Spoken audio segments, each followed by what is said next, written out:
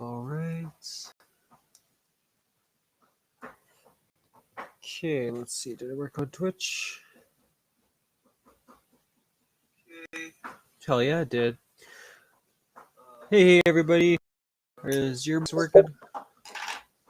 Think so. Can you hear me? Oh, yeah, totally good. Okay. Hello. All right, cool, awesome. Sorry, guys, I didn't realize you're all there already. So No problem. as we were saying, Fundead's just gonna be a little bit late. He's gonna come in at 7:30, but we'll start now, and then when he comes in, he'll just do his recap, and yeah, we'll just carry on with the conversation. Um, so yeah, this is the Two Tired Dudes podcast. This week's topic, I gave everyone, what was it? I think on Sunday or whatever I sent it out. Basically, we were going to go over game mechanics or features, whatever the case might be, that every game can't live without. So the example I gave was fast travel. Like I feel like every game should have that, especially with games that have expanded out so far now with open worlds. It just doesn't make sense not to have fast travel in a game, right? And I'm sure you guys have your own. But before we get into that, Cat Trooper, you've been on a while. I'm curious, what have you been up to with your time off, like gaming wise, or TV shows or movies? Yeah, no, I haven't. My time off is done. I've been working now. But uh, I've spent my time like I haven't continued Forspoken because I received Resident Evil 8 for my birthday. So of course I switched to that, and it's a much better game. Oh, And congratulations! thank you. And so yeah, no, it's really good. Resident Evil 8, I mean, I can see why a lot of people liked it, but I also feel like if you played Resident Evil 4, it feels like, well, I don't want to say lesser version, but it almost seems like Resident Evil 8 was supposed to be a remake of Resident Evil 4, but ended up being something else. That's good to hear because I was curious if it was going to be similar to 4. Just like from what I've seen and like what I've heard about the game, it's like, man, it sounds a lot like how number 4 was. Oh yeah, it's quite similar. Which you know, first I compare it, and 4 is one of my favorite games ever in general. I played Resident Evil like all my life. I like most of the games. I think there's just 6 and 5 that 6 I really hated. 5 was funny because it was with a friend, but it wasn't a good game per se.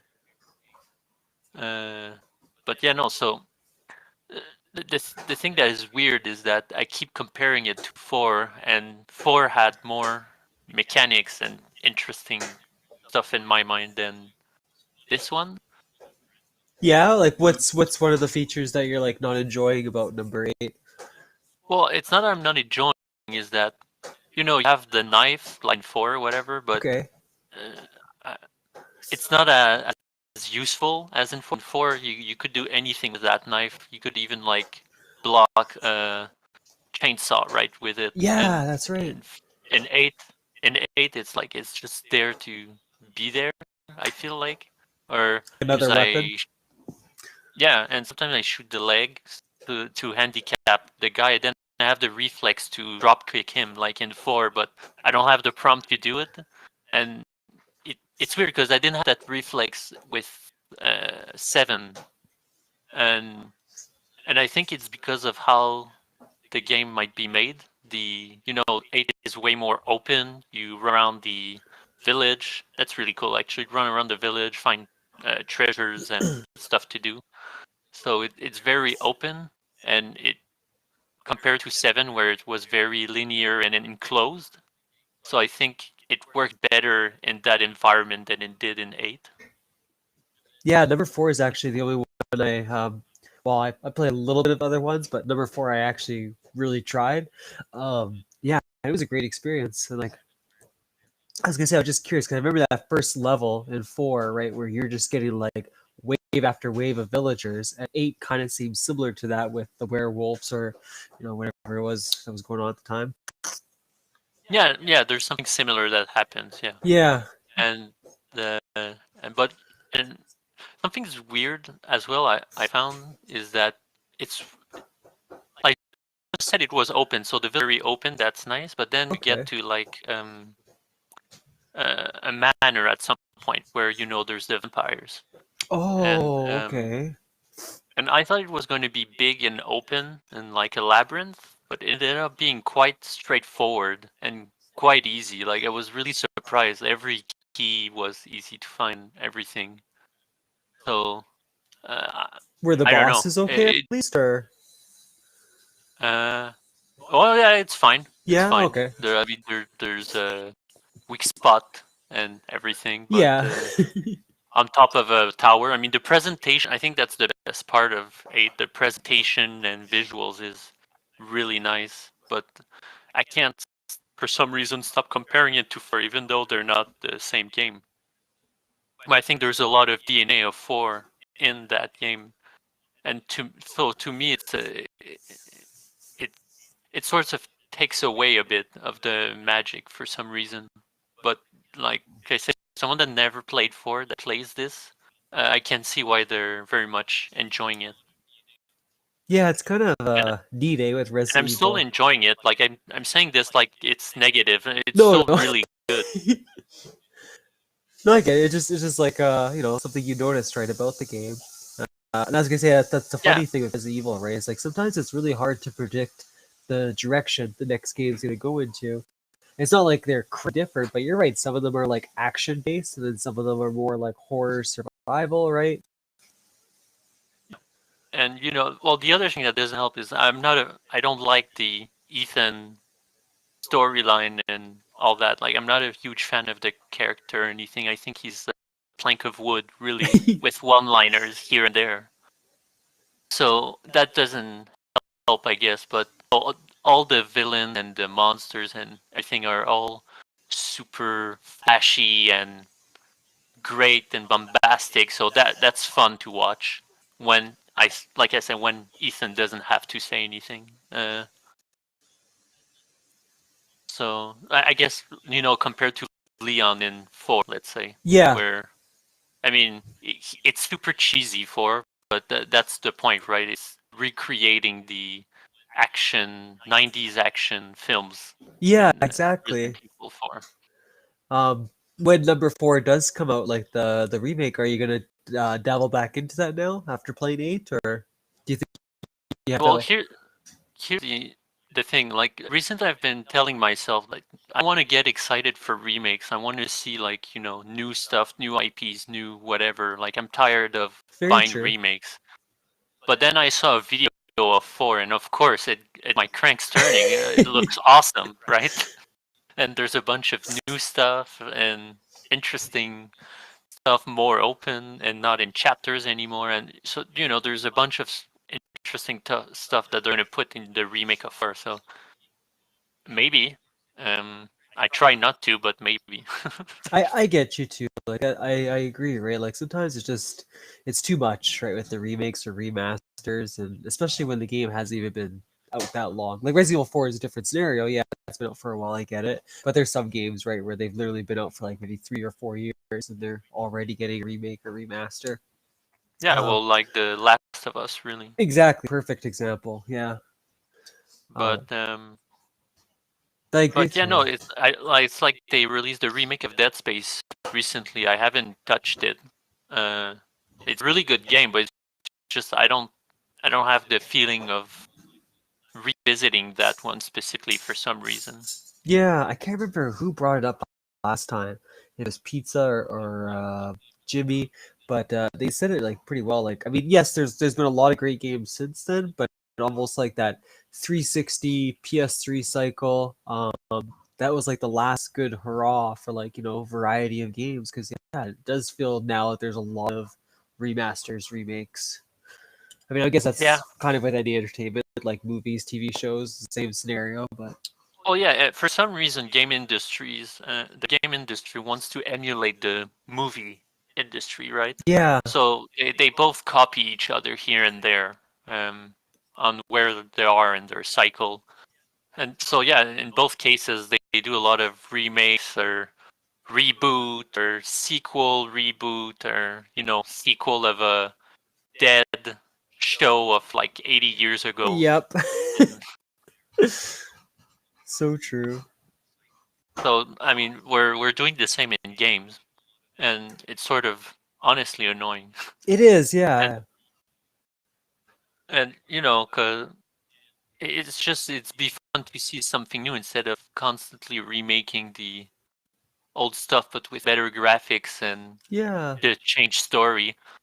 I think for Sometimes me, the story doesn't need to be changed, right? exactly. I was gonna say, like, I think for me, like, I wouldn't mind if they were to make like another game, like I don't know, what's a good example, like with Half-Life, right? Like, you wouldn't want to see a whole new reboot of Half-Life. You want to see Half-Life 3, right? So, like, if they were to continue that train, doesn't matter if there's a huge gap of 10 years between games. I would find that more enjoyable than just restarting an entire franchise again. Yeah, exactly. Yeah. So sorry, yeah, you mentioned your birthday too. Was there anything special that you wanted to share that you did on your birthday? Do you like? Oh no, I didn't do anything. I just went to see my parents. Oh, okay. That's all. That's something. To get like cake and everything though, at least. Oh yeah, of course. Yeah, Yeah. nice. um, So yeah, great time with Resident Evil 8. That's about it. I've been occupied with writing, so I haven't played that much. yeah. How was your book coming along? Are you getting a little bit further in it? Oh yeah. I mean, it's hard to advance, but yeah. Of course, yeah. Nice. Sleepy. I know you're in and out because of work, but if you're on, what did you been up to the past week? Well, luckily today I had a day off. Oh thank yeah, God. that's right. But for I just been working honestly, and with school and trying to stream a bit more. When I just have the opportunity to, because I'm about to go on a week hiatus from streaming and from Valorant. Not by choice, nothing bad. It's just I just can't go to my boyfriend's house for a whole week because he has his family from the UK and cousins from LA coming over to his place for a week, so that's why. Oh, okay. Hey, but you've been killing it the last week when you were telling me. You've had a pretty good Yeah, week no, for streaming. I really appreciate all the support that everyone's been giving me lately. I really enjoy it. I thought like Sunday I was like, oh, no stream once, and then the rest of the day I chill, I relax. And then one of my really good friends, he was like, I didn't catch you streaming. You gotta stream again for me. I'm like, oh my goodness. Oh, that's nice. I'm like, dude, I'm so tired. He's like, this is the first time I see you live. I want to see. It was great. It was fun. So I'm like, you know what? F it. Let's go. Let's just go for it again. So that was fun. I've been watching The Walking Dead for the past 2 weeks and a half. Damn, you put some good variety in TV shows. Every week you got a new one. I love it. Honestly, Mindful is honestly thanks to you, because I always have something I'm like, oh, I have to talk about this on the podcast. Like, I already these ideas are like, what should I talk about next? What should I do? What should I do? So. Oh, you'll be occupied for a while with The Walking Dead. So. Yeah, so true. What's your thoughts on it so far, though, Sleepy? Do you like?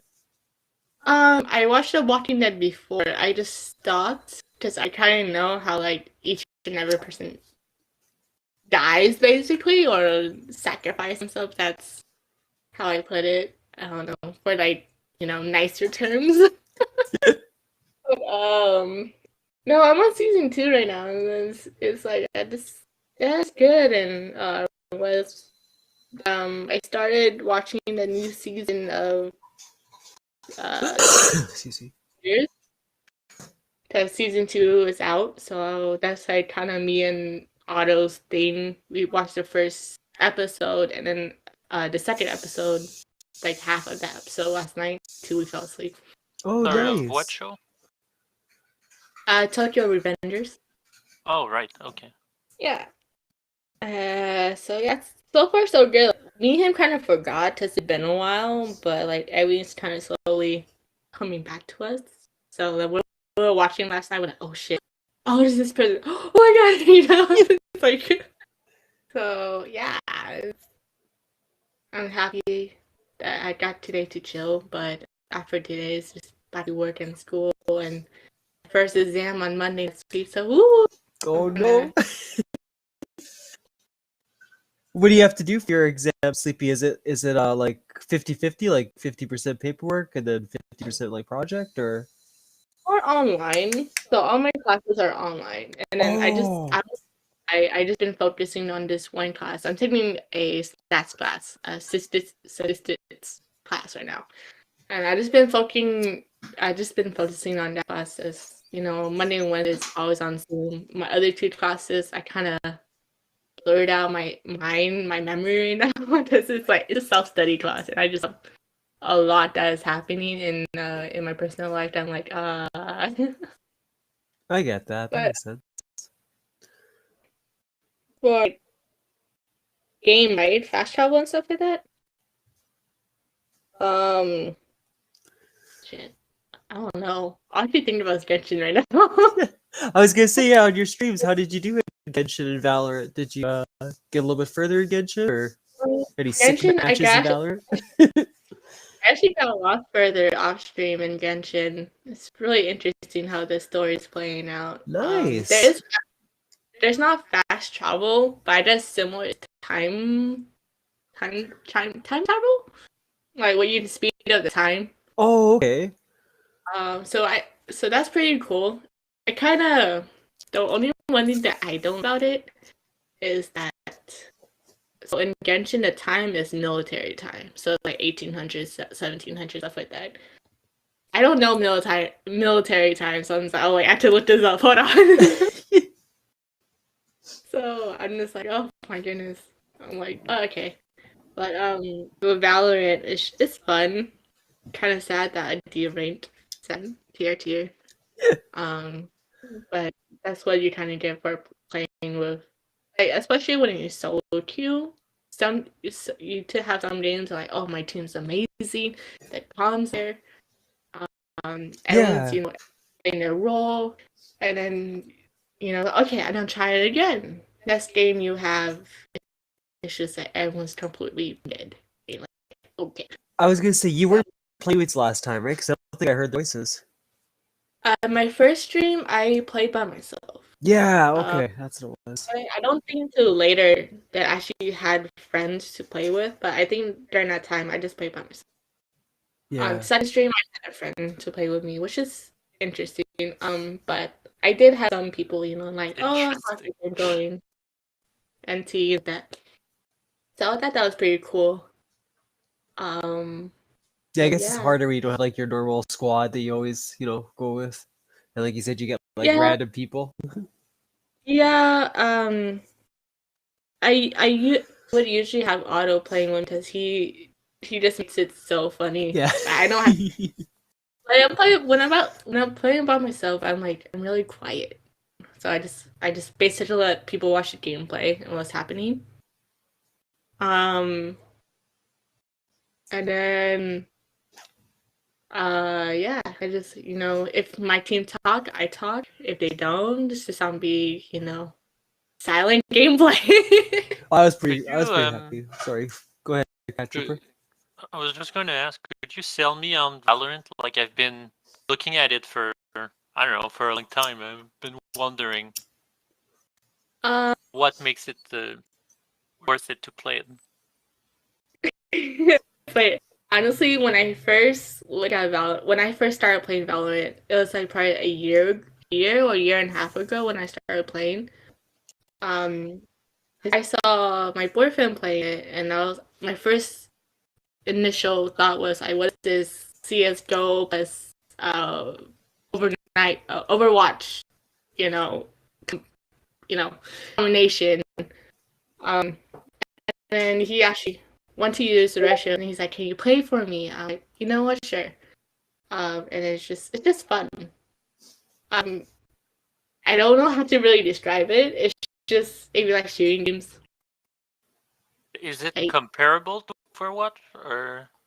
It's it's similar, but it's more Overwatch is more. I think Overwatch is more you just shoot, right? You defend, whatever gameplay you're playing.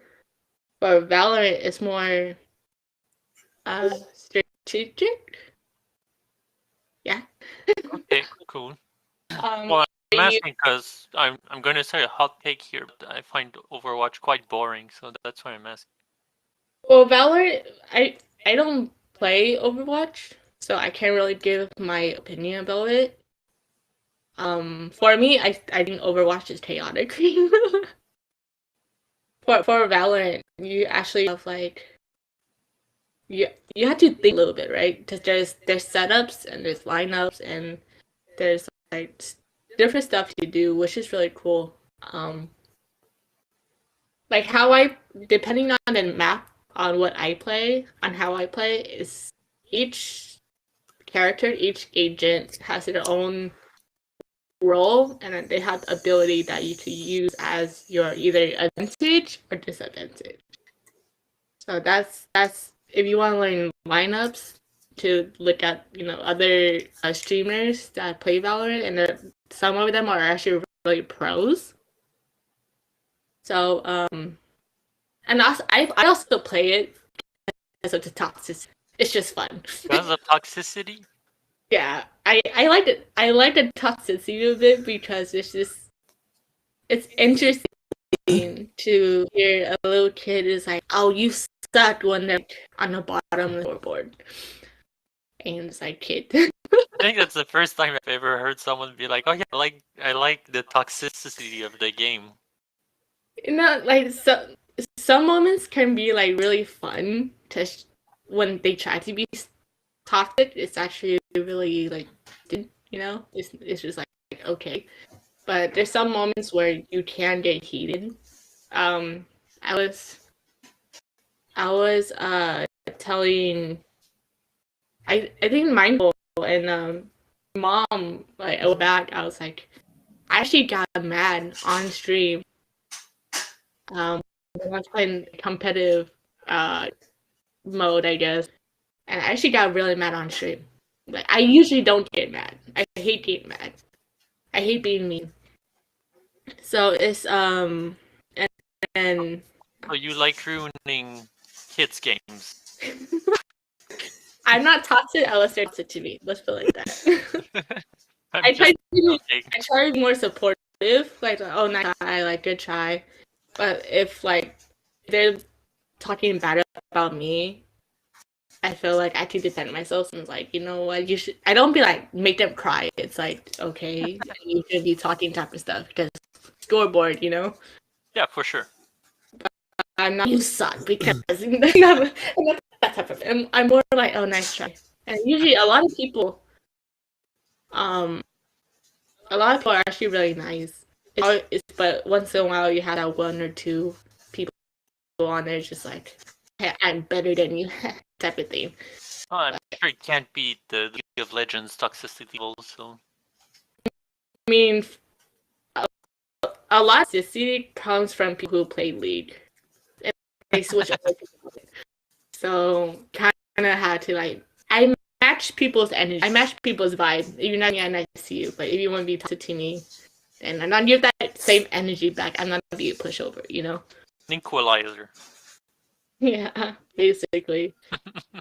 But overall, if you just want to have fun, if you like shooting games, just want to have fun, and play with a few friends, or even me, like, sure, let me know, we'll play together. And I had a few friends who played, and then one of our teammates was talking down on them, and then being the Griffin I am, like I stood up for them. I was like, don't talk bad. It's their first game, don't talk bad. But Yeah. usually when they, hey, this is my first game, a lot of people is like, oh, no worries, you're still learning. But I find it fun. Sometimes it gives me a headache, but it's still fun. Yeah, I was curious Yeah. too about that game. I said I even watch. I still have to try that one. I got hooked on Paladins. But I don't know if it's the same for you, Cat Trooper, but like after a while, I agree with you. Like it kind of just becomes like the same thing over and over again. Like on Well, Paladins, I mean, it's like free to play. So you only get so many maps, you only get so many like objectives to switch between. So with the map situation, that's for Valorant. They always have an upgrade. It's never just because all the maps are randomized. You never know what map you're done playing until you actually pick your agent. So you don't like, you know, Oh, Right. not like, oh, I want to play this map. It's randomized, and then with the so it's just there's some maps that you're like, oh, I love this map. There's some maps where you're like, this is absolutely just not it. But I don't know. It depends on who you play. 'Cause I know there's a new map out right now. It was new map. It's kind of old. I don't like that map. I think, and then I'm pretty sure there's a new agent coming out. I'm pretty sure. So I don't know. See, like I stream Valorant if you want to come in and say hi and see it. Sure. If I don't work, I'll get out. But I know you mentioned Paladin and Overwatch. Paladin is like the cheap version of Overwatch for me, as my taste. Like they're pretty much similar both, but Overwatch is like it's almost like it's so well balanced and polished that it's boring. I don't know if okay. it makes sense, but that's how it feels to me. Um, and the other thing is that I don't know why when it came out everybody was going ballistic over it because it's just Team Fortress 2 with 20 more characters. And a coat of paint Pixar style, right? Yeah, that's true. Yeah, no, I know. Every time I play Paladins, it was like you gotta try Overwatch. But that one's so much more, and it's like, well, is it worth it? you know? Well, I mean it's free now, so might as well, I guess. But I don't know. I always get bored with it. Like I don't get the hype behind it. Yeah, I feel like it's one of those games like you would play with a group of friends, and that would probably be the only point you'd want to play it. Yeah, but yeah, maybe a community, one of the night of gamings we could do Valorant or Overwatch on one of those free games, right? That's true. Yeah, I think they're cross-platform. That would work. To try it out. Yeah, that's a good idea. Thank you. I'll put that one down. That's actually a good shout. Yeah. Okay. So you got further attention and a little more Valorant. Hey, did you end up finishing any of your other shows that you were watching? So you had your Snake show, right? You were into, and then the week, last week, it was a couple animes you were watching. Yeah, I finished Romance Killer, which like how I said last week, it's pretty interesting. Like the ending is definitely so like the beginning was like nice, cutesy, right? And then towards the end, I feel like it got dark towards the end. I'm like, oh my goodness. But once actually like after you pass that small little dark couple of episodes, like towards the end, it's really cute. I was sad that it ended, but hopefully there'll be a season 2. Ooh. What's the other one? But it's a lot. I didn't finish it, Yeah, but it's a lot. I get that. It's basically, I don't know if I explain it, but that anime is more. I don't know if you guys watch American Horror Stories. Yep. It's basically an anime, and it's dark, it's heavy. Oh, cool. Is it? I'm a big horror guy, so I that sounds appealing to me. You know what? It's on. Go ahead. It's really interesting, but it's if you don't have a stomach for like really like graphic, gory stuff, I recommend don't watching it. I don't watch it while eating. I did that, and like I'm okay with gory stuff, but like when I was eating, I'm like, wait, why am I watching this while eating? But I do the same thing with the Walking Dead. Like I have my laptop out with me and I'm eating Walking Dead. And my mom walks by and was like, "That's gross." I'm like, "Okay." Yeah, I totally couldn't do that either. She did scared. She's like, "Oh my god, zombie!" She's so scared. I'm like, "You're a woman who watch vampires and werewolves. What?" It's just so funny. I'm trying to get her watching it, but she's too scared of the zombies. I'm okay with it. Well, speaking of shows with zombies, I've been continuing the Last of Us actually. Ooh. Comes out weekly, annoyingly, so I can't watch it all. I wish I could because it's really good. Like I'm really surprised how it's been consistently good as of now at every episode. Well, actually, I found episode 3 I found was useless and I could have done without it. But I might be the only one. My fiance really liked that one as well. So I was gonna say, I think this show brought up the point too. So are you like not a fan of watching like the series? Like I remember the term they called it now. Basically, where it comes out like week by week. Because yeah, weekly. No, I I'm kind of not. miss that. You know, I kind of miss that TV feeling, like where you get a chance to actually talk about the episode and stuff. So it's nice Oh to hear no, someone else. I don't care for it. Like if you're going to put it on a streaming, you have the technology of streaming service now. If you're going to put it on the streaming service, just put the whole thing out. Otherwise, just put it on TV. That's true. That's I a good way to really look at don't it. like the I really don't like that weekly thing. I just feel like it's an artificial way of inflating the show's popularity because people will talk about it and blah blah blah and all that, right?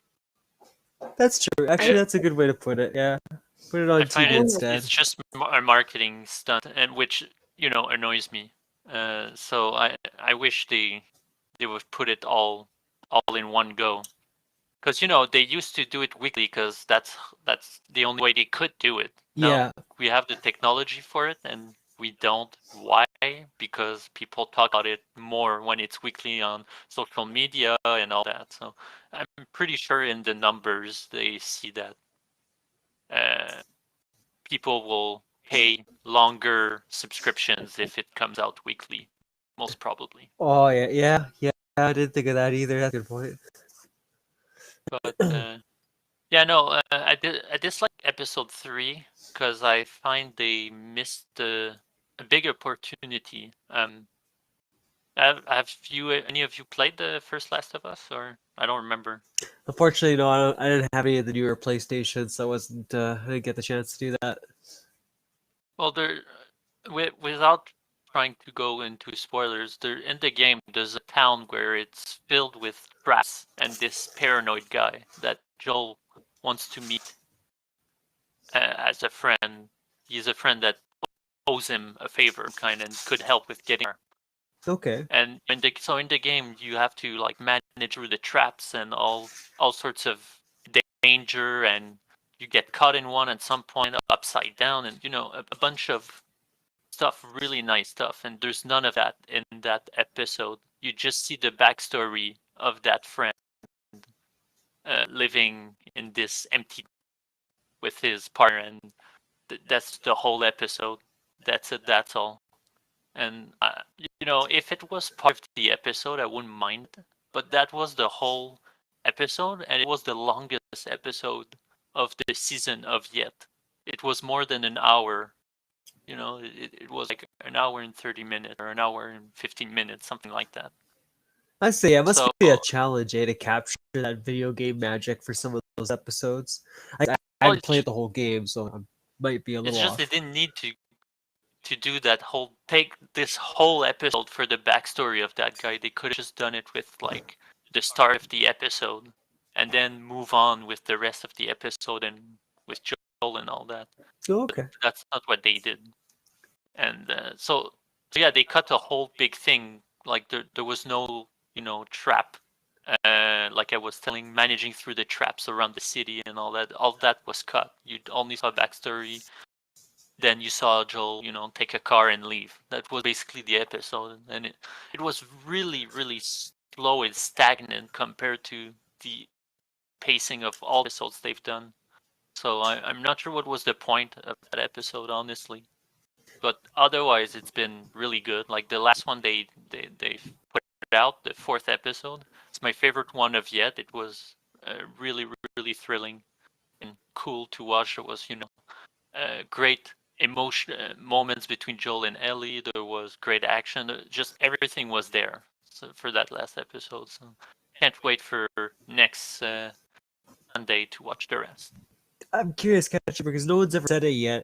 Did they give you an idea of how many episodes there are altogether? Like, do you guys know how many there are for this series? I'm not sure. I'm sure I can't see on IMDb. If you give me a second. Yeah, sure. Knowing HBO, it's probably going to be like 8 or 10 episodes, something like that.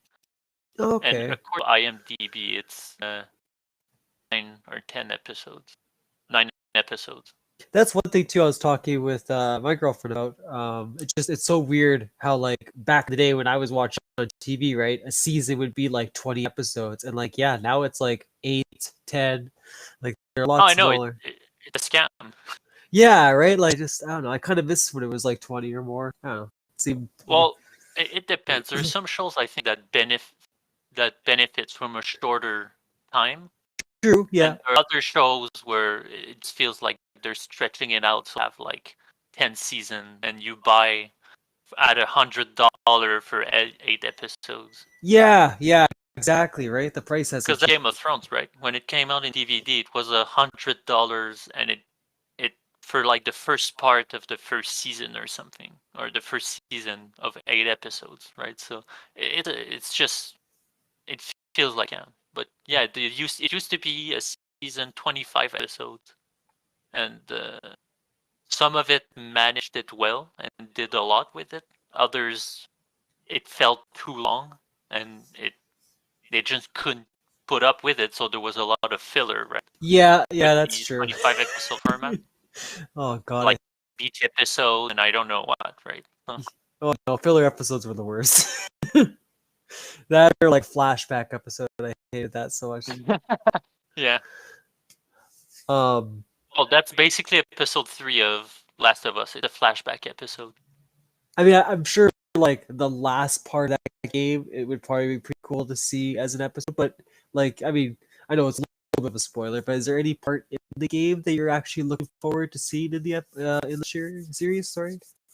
Oh yeah. I'm looking to see, of course, the end of the game, because that is where the meat of that first story is, really Oh, how okay. it all concludes. So that's and again, another hot take. I don't find that first Last of Us so amazing. Like, it's good, but I think the end of that game makes it so wonderful. Not necessarily the gameplay or anything really. And No, that's very because accurate. every time I played this game, I've played it multiple times. Couple of days or weeks after, the only thing I can remember is the end of that game. I can't remember a good chunk of it. It's only towards the end I remember. So for me, the best part of that story is towards the end of that first game. And I Yeah. also can't wait to see when they'll reach Last of Us Part 2, because I actually really loved that game. As much the gameplay and the story, it was a great experience. So I'm really looking forward to seeing people be angry and reopening that can of worms of when The Last of Us Part 2 came out. So You hit the nail on the head because yeah, the first one, anytime someone brags about the game or talks about, it's always the ending. You're like I barely hear much about like what takes place before the ending occurs. because it doesn't much matter. It's mostly Ellie and Joel, Yeah. going through obstacles, and then the the ending and everything is just well written in general. So it's not that it's bad. It's serviceable for what it's done, for what it intends to do, and it works. It works because the ending is so powerful because of all you go through during the process of it. It's just the second game for me was way more interesting and memorable because I kept wondering where the hell it was going and what was going to happen, and I just wasn't sure all the way through, and it was just so interesting. There's so many moments in part 2 that was cool, and that I don't know. I can't wait to reach the whole thing. Not to ruin it again, a little more for myself. just curious, right? Is there like the way number 2 ended? Does it seem like there's gonna be a number 3 in the future? Like the story could keep going? Oh, I think it could. Yeah. For Okay. sure.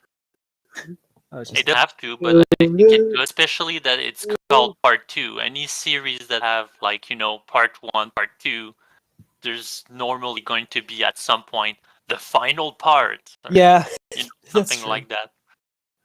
Except The Last Exorcist.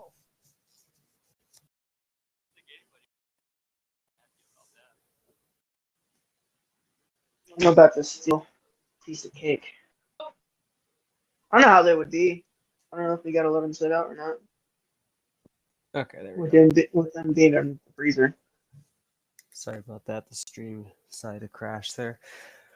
Well, it sucks, dude. Yeah, it sucks that they treated that. But you're absolutely correct. Yeah, anything in public, yeah. Like today, I got called a fucking idiot. I don't know how many times by shoplifters. Lifters. Yeah. Hey man, that's God. more fun whenever you think about it though. No, are you kidding me? It is so strict here for shoplifting. It's unreal. They can do whatever they want, and if you touch them, if you even write down that you were blocking the exit to grab the bag, or you touch their bag, you can be written up or fired from your job. Like it's so ridiculous. Like What? yeah, the shoplifters get all the leeway. We're the ones that get punished for it. That's crazy, dude. Yeah. Nah, man. I got It's- threatened with a baseball bat at my job from a shoplifter. Yeah, no, that wouldn't fly with me. Yeah, like there's one guy recently just got written up because he stood at the front and he had a basket and he was like, either put a basket or go to the till, and head office wrote him up saying like, you're not supposed to. We just got like this huge memo too that we had to sign off on.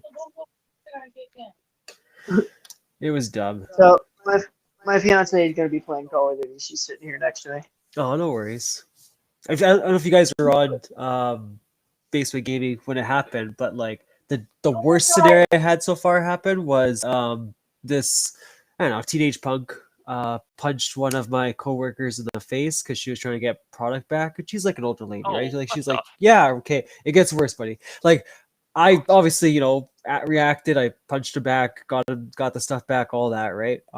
Didn't go crazy on the guy, okay? Like I just literally punched her back. Anyway, I told head office because that's what you have to do. You have to send the email. I got written up because I blocked the door, which prevented him from leaving, which is why he reacted the way he did. This is what they put down.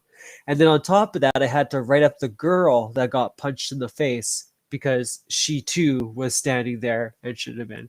Like it's so dumb. I was like, I have to be written up. I was like, but why am I gonna write up the person that got punched in the face? I was like, I think she already suffered enough. It was so stupid. Yeah, it's so dumb. You got written up for blocking the path, but not for punching someone. Yeah, right? Like, jeez. Yeah, no, dealing with people sucks. On a daily, it sucks. Oh, Yeah. totally. It's Like I've worked in a grocery store during the pandemic, during COVID. So that was great timing of me. I used to work at a company that, I tested apps, and I was just tired being a tester, so I decided, enough is enough. So I just quit yeah, and concentrate on my book writing, but work, around. So I worked at the grocery store close to the home to where I lived before, but then pandemic hit, so everybody was off and stuck in their homes while I still had work. because I had the great timing of working at the grocery stores. But and so crazy time as well. People get crazy during those times. Oh, it Well, was. so. I don't know if it was as bad for you, but like we had like obviously there was limitations on how much you could buy, right? But on top of that, we had to close off aisles in our store. I mean, a grocery store might be a little different, but we had to close off like the Christmas section. We had to close off like arts and crafts, like a whole bunch of things. Like all you could literally go to the store to buy was food and like snacks and stuff like that. Like you weren't allowed to sell anything else. We had to close the aisle of toilet paper because we didn't have any anymore. Yeah. Everybody jumped on that. Oh yeah, that was bad. It's not an exaggeration. It was constantly empty. Yeah. And they had to close it. And Yeah, for us, I worked at Walmart through this pandemic. Trust me. like I there was was the no, first person in line. and it was crazy because a lot of people took baby formula. Like Yeah. the baby formula was out. Like, why you guys need that much baby formula for? Oh, So, Yeah, so I the know, reason it why was people crazy. took that much baby formula for everything, is because for people that have children with the pandemic going on, people get very scared for the child not being able to eat and everything because sometimes the children cannot take or does not take breast milk, so therefore they have to take formula to even get any nutrients. Yeah, I understand Because that baby part. food is so expensive, so we had a lot of people try to stop Understandable. But there's some people who just take it for no reason. Yeah. That doesn't even have young kids. Oh, yeah, I for agree with you, sure. Sleepy. Yeah, there was a lot of people that overdid it. Oh yeah, I saw two women like fight each other over one onion, and I had a whole bag of more onions, but they were fighting over that same onion, even though I was coming with more onions. People would just fight over the thing they saw because they think they saw it first. Yep. That's so funny, like an onion. Like Yeah, an onion. Of all the food, like wouldn't you like fight over a bag of Doritos instead Yeah. or strawberries? Onions? Really? That's your hill to die on? And I will fight over water or milk. That's stuff that you know, water especially. It's like essential. It was so funny too because I mean, I I learned something. had a coworker that worked at Walmart, and they were saying like when the pandemic was coming to an end, so many people were trying to return all the stuff that they had. It's like no, you bought it. Like no stores were doing returns at that point. Of course. Yeah. People. It was just crazy how they put the limit on like toilet paper at 2. Like some people have like 2 cart full of just toilet paper. Yeah, right. They'd get like their family members to buy it, so it looked like it was Yeah. Fucking. I don't know Like for you guys. the first reflex wasn't, oh, am I going to starve to death? Is what will I do with my ass? I know, right? Yeah, So yeah. weird. It's like, you have a running shower, right? Yeah. So you have working water, right? There you go. I know, right? So weird. This is so funny. It really is. Like of all the things we could have bought, like we bought toilet paper. I'm wondering how many years before people start making games about COVID as much as a parody or as a time placement. Because right now, nobody's going to make one, of course. But how many years before a game or a movie or something comes out and they use it as a parody joke or a moment in time? Honestly, I think that won't happen until like maybe like in the future, like if we decide to have kids, right? They're probably like teenagers or maybe like slightly older, I give it 3 years. You're in another years. I mean, it was really weird to see that change. I give it 3 years. To see that Yeah. change in like TV shows and movies, like I could think of like the was it Superstore on Netflix, that one season, right, where they were all wearing masks and they were doing the pandemic. Like I don't know, it was weird to see that change in TV as well. Mm. Me, Yeah. it was weird because there was a bunch of movies coming out that only happened in one room, or because they couldn't get out, but they still made the movie. Yeah. That was weird as well. I know. Well, I don't know what you guys were doing in the pandemic, but during the first 3 months of the pandemic, like my job wasn't essential enough, so I stayed home for this first 3 months. no, And after that, Collecting it was care. off and on. mine was essential because we sold food and stuff like that, so we were still open. But it was We weren't It was- considered essential. so dead. Like, so especially when you had the limitations. I think at one point I could only have like 8 people in my store, and it was just like you just stood at the front, letting them in, letting them out. Just Yeah. had the stupid timing of getting a grocery job during just before the pandemic. That's my kind of chance. Yeah. I mean, at least Yeah, you had that's a what happened job to me. set up, though. That's pretty good.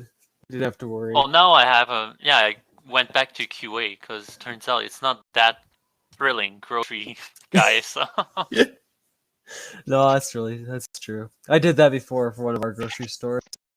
It's yeah. It's pretty much the same thing every day. Yeah. I was gonna say, speaking of TV shows and all that, I don't think I mentioned it last podcast. But I finally finished up that '90s show. If you guys haven't seen it, I think it's worthwhile watching. I enjoyed it quite a bit. It was interesting talking to people about it from different generations. I found people that were like along my side of the generation kind of enjoyed that '90s show because there was a lot of little like '90s throwbacks in there that, if you grew up in that timeline, you're like, haha, I remember that. And then, people that are a little bit younger really adore that '70s show and did click that well with that '90s show. I don't know. I think it was good. I think they did a lot of, like I said, throwbacks to the '90s. The characters that they picked for it. I mean, yeah, Red and Kitty were fantastic, and they were all the way throughout it. But there's this like young little Asian guy. He's so funny in the show. There's this crazy neighbor that's in there. She's also really good. Eric's daughter is definitely a wet blanket. Like from start to finish, I didn't click very well with her. Not much of a personality. Like Eric Foreman, yeah, he was like nerdy and like like I don't know, I guess dull, but at least he was entertaining. Where she just like it just falls flat every time. It's like you don't even care about her problems. And then yeah, there's a few other characters. he was a good straight man, Eric. I mean, Yeah, right. Like I don't know, there was more to him, right, than definitely what his daughter's off, right? But yeah, the ending episode, like I enjoyed it all. I thought it was a pretty good show for what they were going for. I went in there expecting the worst, and I came out was like, that was worth my time. It wasn't that bad. Oh, cool. The other one I just recently started watching. I think it's been out for a little bit now. It's called The Good Place. Another one with another with Kristen Bell in it. That's fantastic. Holy crap! I didn't expect. Like I didn't know what to expect really. I was like, oh, I like her. She's a pretty good actress. I'll see what her show's about, and it's funny as all hell. Basically, the premise is the good place is well, they don't call it heaven. They just call it either the good place or the bad place that you go to.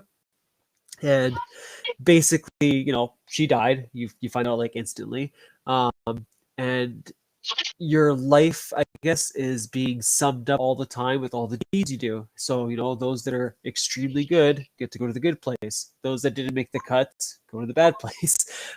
So anyway, he's like walking her through and he's like saying all these things that she's done, right? And then the episode basically ends, the very first one, with her going like, that's not me. He fucked up. Like, I shouldn't be here. And she's actually like the worst, like shittiest person ever on earth. Like she's done so many terrible things. It's really funny.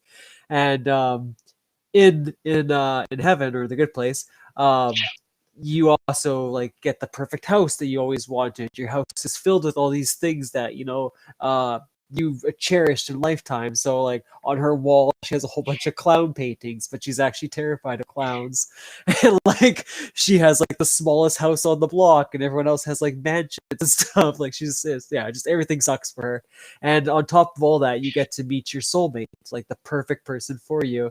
And she just looks at this guy and she's like, that's not me. She's like, I'm not your soulmate. And it's just like her throughout the season, trying to like redefine her character and like become a better person so that she feels justified for being in that area. It's really interesting, and like I like the little jabs they do throughout the show. So for example, you can't swear in heaven, so every time she tries to swear, right, it's like fork, or like if she wants to say shit, it'll be shirt. But then she finds out a few words that she can't say later on. But yeah, it's just, I don't know, it's really funny. Like I like her as an actress, and I think that was a perfect role for her. I always forget the guy's name. It's Ted Danza, I think. Yeah, something like that. Yeah, I used to do Cheers. Yeah, he's like he's not God, but he's like a spiritual being that basically made this neighborhood. And that's the other thing too. Like the entire neighborhood that they live in, everything is perfect for that set of people. So like, we're all gamers, right? So in our neighborhood, there'd be a lot of gaming stuff. What is it? Um, 13 kills, 15 deaths. but yeah, it was a really good show. If you guys get the chance, I think it's definitely worth a watch. I liked it. I'm wondering, did you like the trailer before watching it, or? I literally just like sometimes I just scroll on Netflix to see what TV shows I haven't seen yet. I'm like, okay, whatever the 10-second trailer is that they pop up on, and it clicks with me. I'm like, okay, I'll give this a watch. I've seen like the Netflix preview or the trailers, and every time like I'm not sure, but I keep hearing how good it is. So at some point I need to get into it. It's in my backlog of stuff to watch. Yeah, like I said, it's if you ever seen Kristen Bell, I feel like she's almost the same character in every TV show or movie that she does, and it works well for her, right? Because it's funny to her because she's always like witty and sassy and cusses a lot. To see her like change that character and like actually really try to change that behavior was funny just to watch on its own. Like there's one episode where she actually, what is it? She just does like a basic like human thing to do. She's standing in line and she lets someone cut in front of her, and then she like runs all the way back to the house to tell this guy. She's like, "Hey, I did this," and he's like, "Yeah, that's normal. Like everyone does that. Like you're a terrible person. You should be doing this all the time." She just has like no concept of what's nice. It's funny. And then yeah, game wise, no, I beat it. I think right after we finished the podcast. I think it was a couple days afterwards, but I finally finished Fallen Order. I've talked that game to death. I love it. I had a great experience with it. I can't wait for Survivor. Oh, I'll probably like Survivor. It looks like the same thing but more. Yeah, right. Like I said, my biggest 3 complaints was fast travel. I totally agree with Chris on the Super Show. The lightsaber needs a little bit more customization to it, and side quests, just something to kind of fill in the gap when you're doing those main objectives. But yeah, like if they literally took that same concept that they're doing with the story and bring that to the second one, I think the second one's gonna blow it out of the water. So I said the first one was, just becoming a Jedi and just experiencing that whole feeling of going from beginner to master. And for the second one, what I'm hoping what I'll get out of it is it'll be that feeling of despair and being the only Jedi, and hopefully as we get closer to the end of the game, you'll have the feeling of like actually having a team of Jedis or a Jedi Council, or whatever you want to call it. I have high hopes for it. The last level of Fallen Order, I don't want to rethink because some people are still playing it, but just really tipped it off for me. I was so happy with it. There was a huge spoiler that I already knew about, but I didn't know how it was going to take place, and when it happened, I was like, "This is fucking badass! Like this is so cool."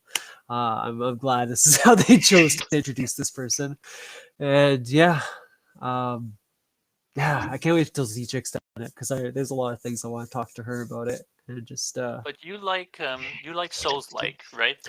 This is actually my first year playing these games. Like I said, I started off with Dark Souls 1, and then I just quickly jumped into Fallen Order. But I'm definitely, now that I'm done Fallen Order, I'm going to jump back into Dark Souls. But yeah, I honestly didn't think I like these kind of games, but they're amazing. Actually, I guess I was intimidated because everyone just made it seem like it's so hard. You're barely going to progress, and you're not going to have a good time. It's like it's not like that extreme. Like I think people kind of hype it up too much that way. I'm sure there are some that I haven't tried that are difficult, but these first two weren't that bad, and I'm really liking the challenge they're offering. Of course, at first when those people probably played it and wasn't expecting it, so now you keep hearing people saying it over and over, so now you have this high expectation. So then you come to it, and then you're like, oh, well, it wasn't that bad.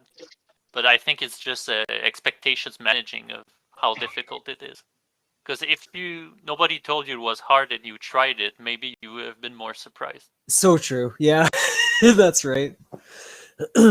Yeah, like I don't know. I like it. I like that. I like the challenge it offers you because it definitely is hard. There are some parts in those games, yeah, where you're struggling. But I've never got to the point where it's like I can't get past this. Like I've never had that feeling. I want to try again, or I'll put the controller down. Like okay, let me have an hour to recuperate my fingers here, and then I'll go to town again. I'm asking this because these are not typically my type of games. Like I only like Bloodborne, but it's mostly because of the universe and story. So I played Fallen Order, and for me, like the high was the beginning and the end of it. Yeah. But in between, I thought it was quite long. Like I almost didn't finish it. I'm glad I did in the end, but I don't know if you had that same feeling as well. Maybe not, since you're gushing over it. No, like that's where I agree with you, right? Because I love the game, don't get me wrong, right? But that's why I kept saying that like fast travel should have been a thing in the game. There was so many times where I'm with you. I get to the end of that world, and I'd be like, God damn it, I have to go all the way back now again. Like, and that part was irritating. Right. Where if they had fast travel, right, I probably wouldn't have felt that way, and the story, like you're saying, probably would have progressed a lot quicker and faster. Um, I don't know if there was going to be more meat on the bones, so to speak, because once you beat the game, right, it does offer you New Game Plus, and I saw like a little description in there saying more characters will be revealed, so maybe there's more to that story. Oh, really? Yeah. I So didn't know that. yeah, I know. It's kind of like a little blurb when you highlight it.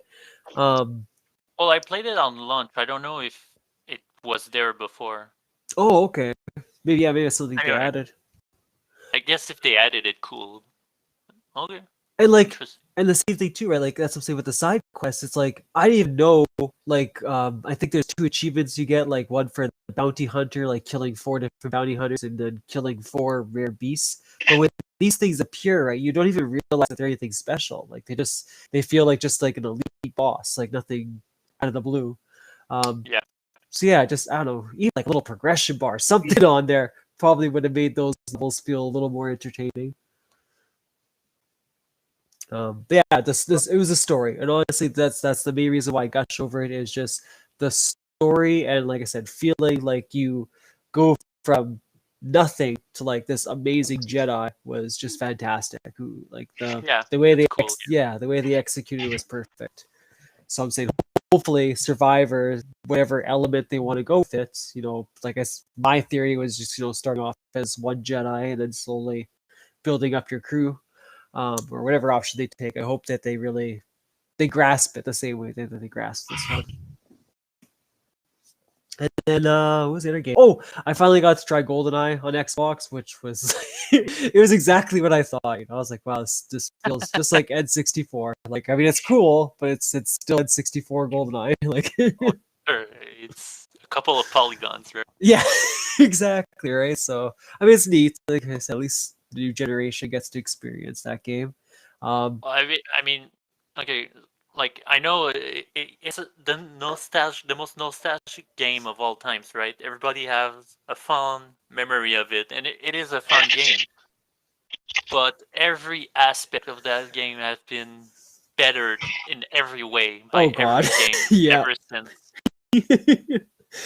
Any goodwill we have with that game is just nostalgia. It's so true. Like, I mean, first thing I want to say I was looking forward to was like, yes, the aim's gonna be so much easier, and they still didn't really fix it. I was like, wow, the aim still kind of sucks. Like, not as bad as the N64 controller days, but it's not like you're right. It's newer games have done it so much better. Like, um, yeah, I think that was it. Yeah, I think it was just GoldenEye. And then I played a little more Vampire Survivors because I had a craving for that one. I mean, that game's always gonna be good. So. Pizza. Hey, buddy, I see you popped on. It's been quite a long time, my friend. We were just doing the roundabout and say what we've been up to. What have you been doing? Minus a lot of working. You know, between work and, well, dealing with traffic, that's really it. I mean, it's been a long week and an even longer weekend, but, I'm here. It's almost Friday. How about the Steam Deck, though? Have you been able to use that a little bit so you can still game? I wanted to, and I've just been a little bit too busy, but I was able to, play some emulation. So I've been playing a lot of SNK for the past couple of days. A lot of SNK classics like No Slug, King of Fighters, Nice. Samurai Showdown, and playing a lot of those games. So nothing modern, but I definitely enjoy being able to kind of go back in time. Still big on the Apex wagon? You play a few matches, or? Oh yeah, I actually, I did a match. Like I went on my lunch break, and I was like, I want to play Apex for a little bit. So I just, I put the game up for a bit. Next thing I know, boom, I got match one, and I got that done right. Yeah, I got that done like before my lunch break ended. So it was pretty. It was funny. It was like a little quick match. Yeah, nice. What did you go? Yeah. So I mean, yeah. As far as gaming goes, that's kind of the extent of it. I do plan on being able to bust the Steam Deck out tomorrow because most of my kids are going to be gone. They have sports and stuff, so that gives me time to kind of do my thing. Any new TV shows or movies you've been watching? As far as TV, that kind of stuff, I leave that kind of stuff like special events because I barely watch TV. I don't even have cable or Hulu or Netflix. I don't, I guess I'm the weird guy, but I don't even do that kind of stuff. I have been watching a lot of, Let's Plays of scary games. So, I've been watching a lot of Amnesia playthroughs, Afraid of Monsters. I'm going to watch an Outlast playthrough soon, but, I don't know. I've been watching a lot of horror stuff lately. A lot of horror video games, actually. I say, no way, man, dude. That's a smart move. I remember, like, I'm the fool that will literally pay for a subscription and like not even use that app anymore. Like, I'm terrible for canceling.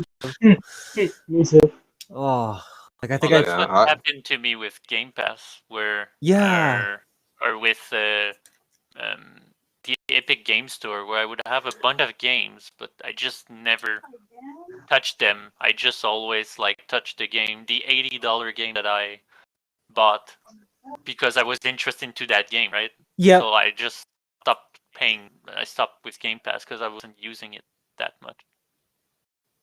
Or I'm not using Epic Game Store. I've uninstalled it because I kept having a bigger and bigger library, but never touching it.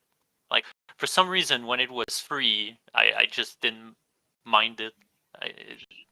I just took it because I was like, oh, it's free. And then Yep. I would maybe touch it for like 20 minutes or not at all and then move on. Like, Yeah, I know that feeling. I got plenty of free games, although I missed out on the last set of free games, which it it wasn't too bad. I mean, they're definitely playable stuff, but so far I kind of stopped using Epic Games just because I got to go and kind of fiddle with it so it can work on Linux or Linux. Linux, that's what the Steam Deck runs on Linux, and I'm trying to get that to work with Epic Games, and that's a hassle. So I was like, you know what? Then forget this. I'll just go and get my games on Steam, which you know, I took a hurting on that because the games that were free on Epic were also on sale on Steam. And, when the game was like, when the free day thing ended, the sale ended. So I had to pay up some full price money. I never actually But yeah, had. no, I don't think Epic. Sorry, go ahead. No, go ahead, Cash. We finish up. I was just going to say I don't think the Epic Game Store will ever work well on Linux because of how I think it's a bit more invasive in terms of data gathering than Steam, and Steam have made their stuff explicitly to work with Linux. Their Proton custom Proton they put on the Steam Deck. Yeah, definitely. There's a workaround with it, but there's a workaround. It's not as simple as just boom, the game is over there. You have to really finagle it because some games work better on Linux, like you're saying, than others, and it's all a case of trial and error. But it takes a long, like you have to really want to play those games, which I want to play them, but I'm not that serious about it.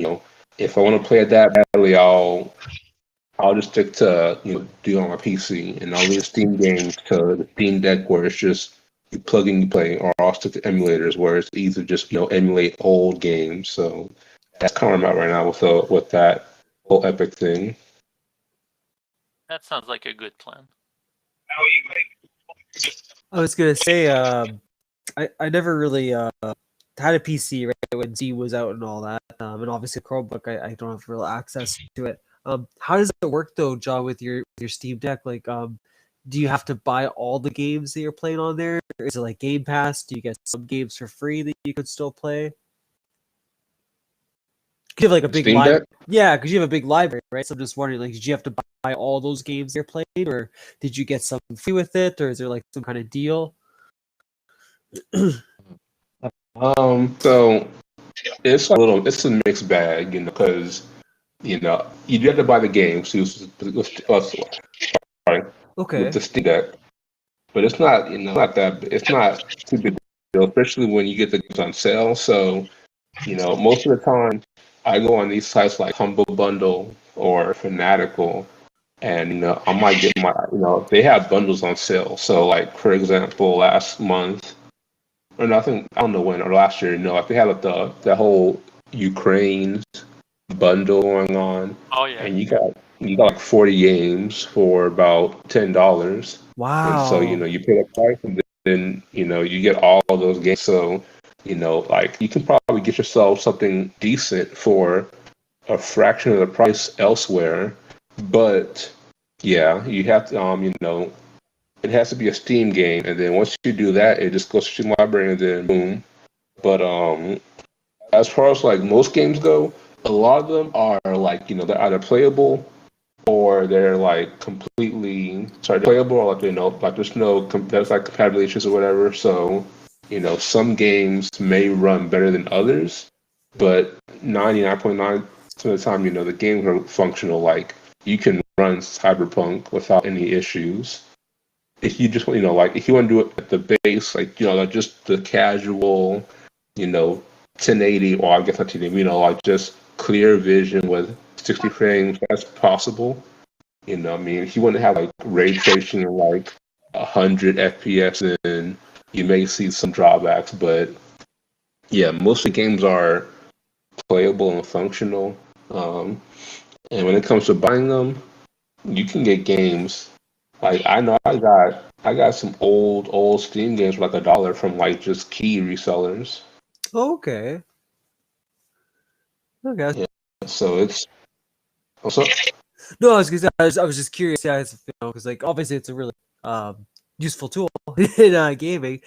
So I was debating getting one down the road, not just I was curious like how the games actually work, like how there's like any good deals, but it's nice to know that there's bundles that they offer too. That's kind of neat.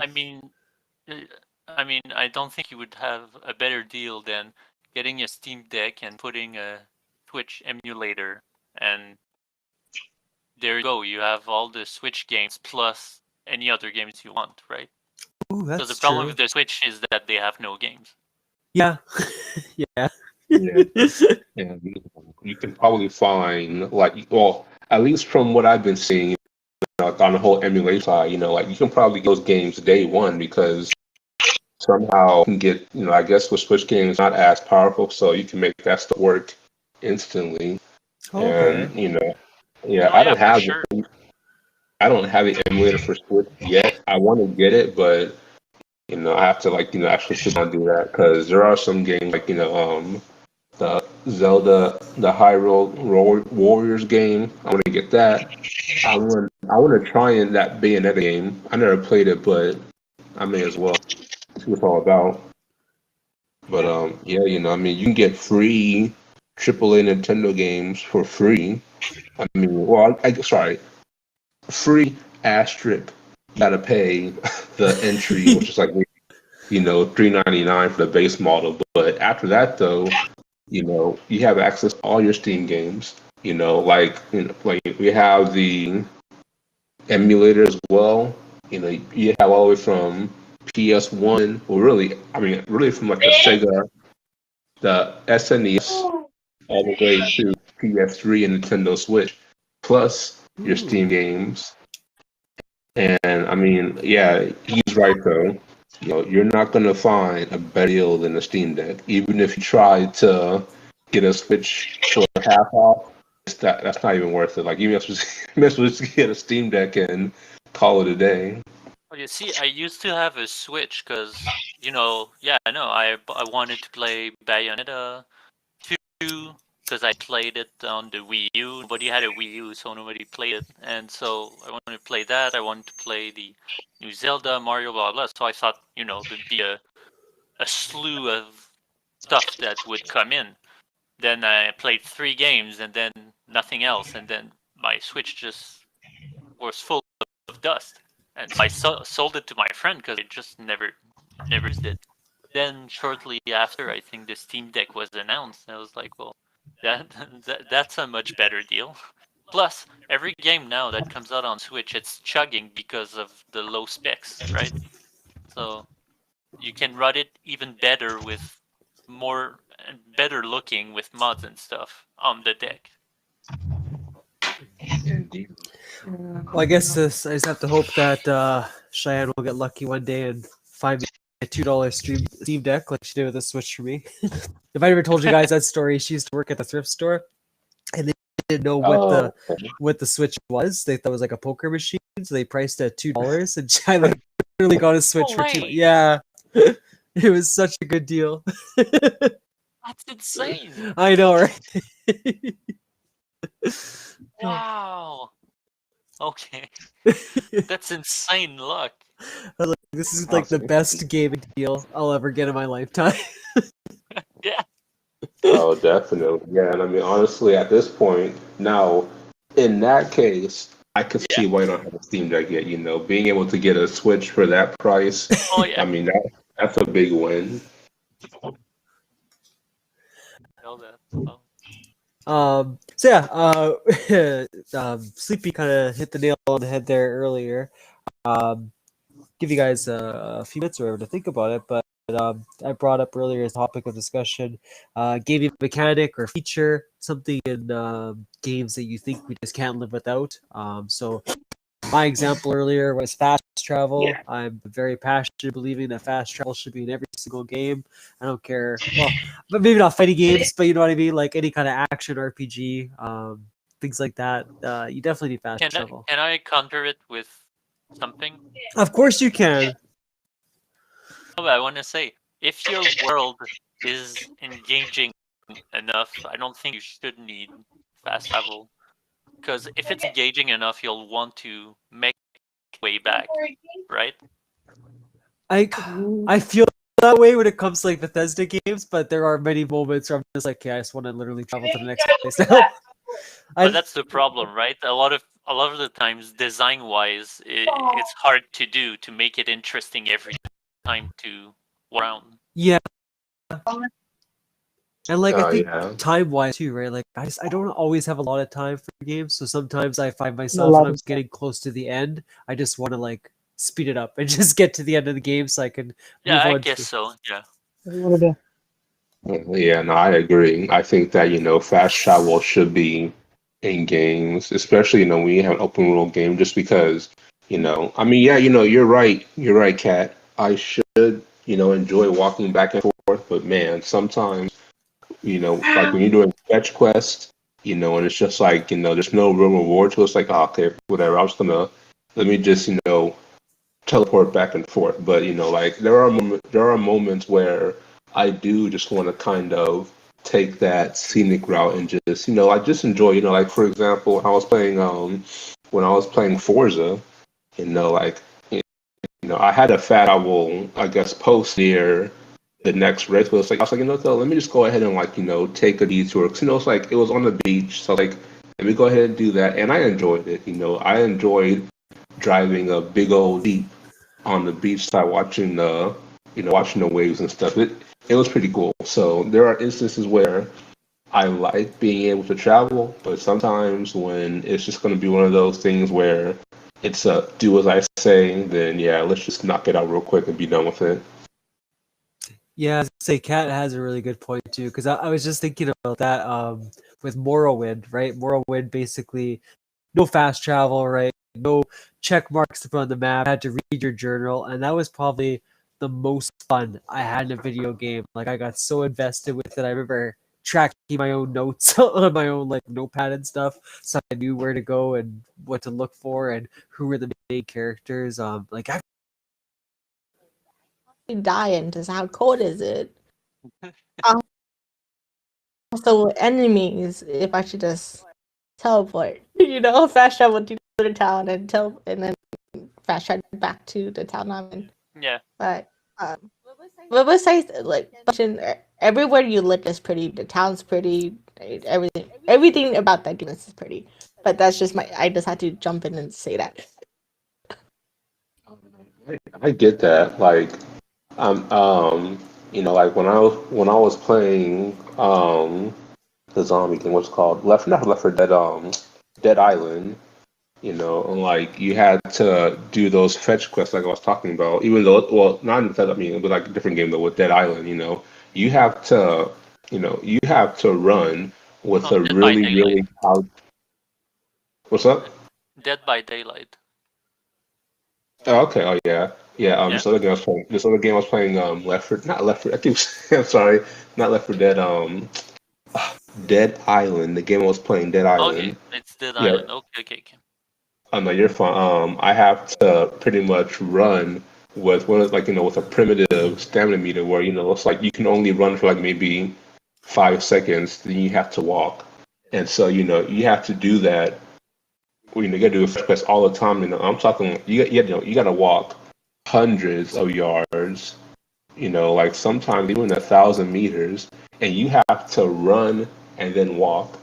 And then not only that, but since the zombies scale up with you, if you're level 30 walking around, it's going to take you a while to kill those zombies. So it's like, sometimes I may end up spending 30 minutes on one quest, but like half that was just me walking around trying to get somewhere, just because I can't just sprint like in Dying Light where I can actually sprint the whole way and be there a lot quicker. So yeah, no, in instances like that, I need to have a fast travel point like there where I'm going to be at, have a portal, have something, because having to do all that backtracking and walking, it's just not fun.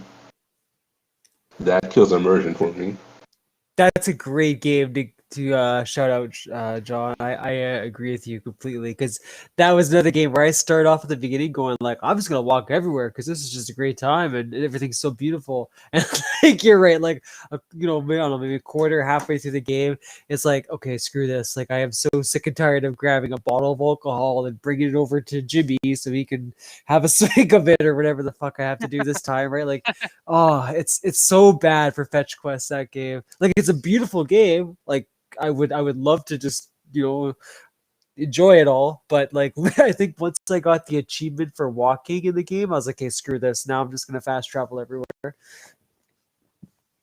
It's really annoying to do, and so It is. in cases like that, I am definitely 100% okay with having fast travel as much as possible.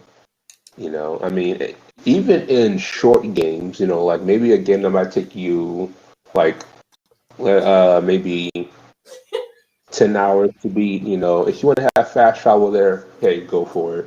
Because, a quick game, you give me the shortcuts I need, and I'll have that game done in the recommended time. And, I'll give the game 5 stars. I mean, because like if it's a good game, then I'll definitely review it the right way, like fast travel or not. But having that helps. I mean, it's not the mechanic I wanted wasn't fast travel, but I'm sorry. I mean, the mechanic I wanted to like talk about is not fast travel, but I mean having it helps a lot though. What was your mechanic, John? Mine is having people who can talk, having a protagonist that can actually talk to people, have dialogue. Like Ooh, that's a I good think one. that's probably one of the biggest things. Although I mean, I'm sure it's just me. It's probably just a pet peeve of mine, but I really grown tired of playing with like silent protagonists. Because it's like I don't feel like I have a say in the game. I mean, it's not like me saying, like my character, I want him or her to be able to, kind of interject and at least just, make it seem like they're a part of the story and not just them being told what to do. And then, it's like I'm forced to imagine what they're saying behind the scenes. Like that's not fun for me. No, Yeah, understandable. I mean, I yeah. can personally live with it, but I can't totally see why, and it is much better when, of course, there are dialogues and voiced and all that, right? Yeah, like for example, Far Cry 5, a beautiful looking game, but I swear having a silent protagonist, like when you have those tense cutscenes, it's like is my guy mute or is he just not, speak English at all? Like, like he's just standing there like watching people like torture him. Like, come on, like at least say something. And then it's even weirder because Far Cry 3, 4, and 6 have voice actors, but 5 doesn't. What's up with that? It's so funny you Yeah. say that because I think of like the games where they try to even make it seem like intense. Like I guess your character's emotions are showing off what they're feeling, right? And they like try to have a conversation with them. It's like the guy's not even talking. Like don't even pretend like you're getting all this from his body language. Like fuck off. I get so pissed off when games do that kind of shit. Well, I mean, hey, I think that it could just be me, like I'm sure that somebody say, well, it's not a big deal, it's the game that matters, which sure, the game does matter, but come on, like I Immersion would does much matter rather, as well. Yeah, yeah. I was gonna say when you were What's up? talking about that, Fallout 4, I think is a great example too, right? Because Fallout 3, you were a silent protagonist, and then all of a sudden Fallout 4 he has a voice, and people didn't respond that well to it. So yeah, I agree with you. Maybe Well, that's different because Fallout is a choice game, and Fallout 4 had less choices than 3, plus stupid lines. that's true, but I know people like felt weird about hearing a voice, and I'm sure the same thing will be, if like I think Mario did already, but example, right? Like when Mario started actually having a voice and saying things, like I guess in our heads, maybe we picture what that voice sounds like, and then when they finally decide to add a voice to that character, it's not what we expected it to be, you know? You mean Chris Pratt? You don't Yeah. expect Chris Pratt to play Mario? Yeah, you're right. Yeah, I guess it really depends on the game because I agree with Kat.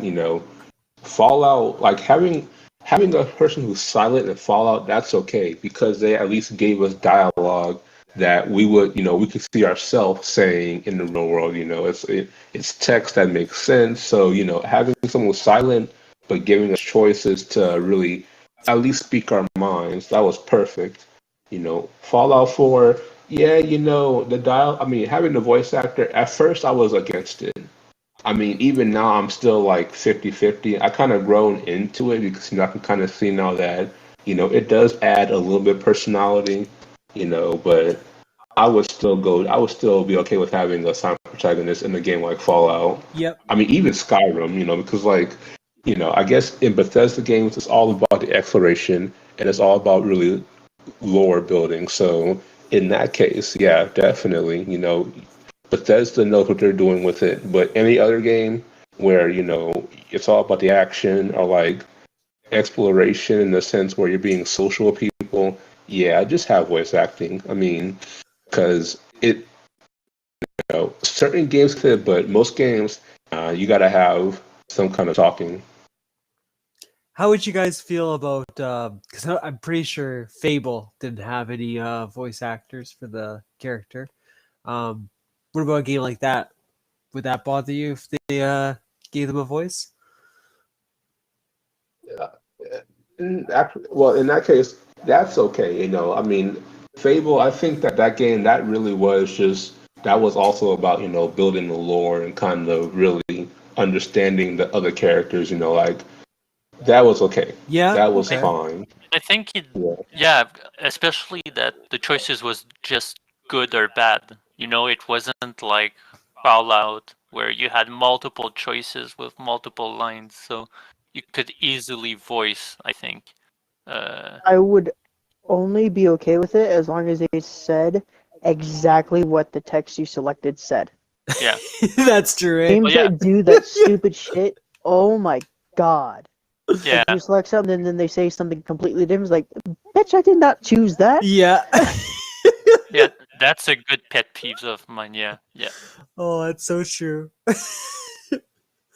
Yeah, it says what kind of response it is, and then you choose sarcastic, but then he says something real mean that is not sarcastic. Yeah. Right? That, It's like, I'm not damn, even cool. dude, that was cold. I think this last time that happened to me was in Final Fantasy 15, where you talk Yo. to like one of your teammates or whatever, one of your boy band, and he's like down on, he feels depressed and blah blah, and then it says like, oh well, joke or tell a joke, and then he says the meanest thing like, oh well, you'll be alone until you die, or like something like that. And I was I was just stunned. I didn't know how to react. I was like, that's not what it said. A joke. That's not a joke. It's so true. Anyway. Yeah. It's so weird sometimes. Right? Yeah. I can't handle games like that. Or the worst is like when it actually like impacts you in the game too, like so and so will remember this, and it just fucks up your entire story that you just did. It's like, you bastards. Yeah. Oh, you know what though? And now, of course, having voice acting is also it's a good thing, but also, having a voice actor that is not incompetent, like Yeah. like when you're playing Dying Light 2, like the main character, like when he's talking to people, he makes it sound like he's inexperienced. Yet this guy is known for running on walls and killing zombies. So, it's like, why are you talking like you're a child? You're not a child. And I'm like, we don't need hand holding. I know we've been playing games for years. Like, I mean, I'm guessing that they're expecting that either they don't want to have voice acting, or they're catering to people younger than us, or the people who are making these games don't know how to interact with people in the real world, because there are some things that you just do not say to make yourself sound, well, immature. Well, that could just be the writers. Yeah. There's actually a reason why he sounds and the things he says like that. You do know that, right? Yeah, but then it's like, They did it on purpose. It's literally like it's a mental capacity that he has. I could really get in depth with this. I could really get in depth with this. Oh, I'm curious. Go ahead. Fundead's true passion. That is my fucking passion, bro. Okay. So, in Dying Light 1, he was literally... Crane was he literally was an experienced person. He was older, and he was part of a government organization. He had to try to blend in. So therefore, he was trained to do that. But Aiden was literally thrown out into the world like that. He had to escape as a kid and was pretty much thrown out into the zombie apocalypse. And the only person that found him that really did anything was the first person you ever meet inside the game. And he's actually not as old as many people think. He's in his 20s. He's in his early 20s. And if you know anything about the brain chemistry and the chemical compound inside of a young 20s person, the brain is not fully developed in the frontal cortex to make decisions and actually keep going with those decisions until you are 25. But see, he has so much trauma that he cannot age up. He's still stuck in like his teens.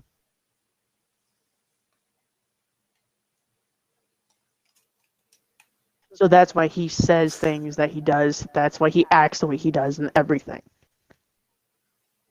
And he doesn't realize that he's technically overpowered. But is that something explored in the game, or is that all? Oh yeah, it goes straight into his trauma. Every time he sleeps, he has a nightmare. He has PTSD. Oh, yeah.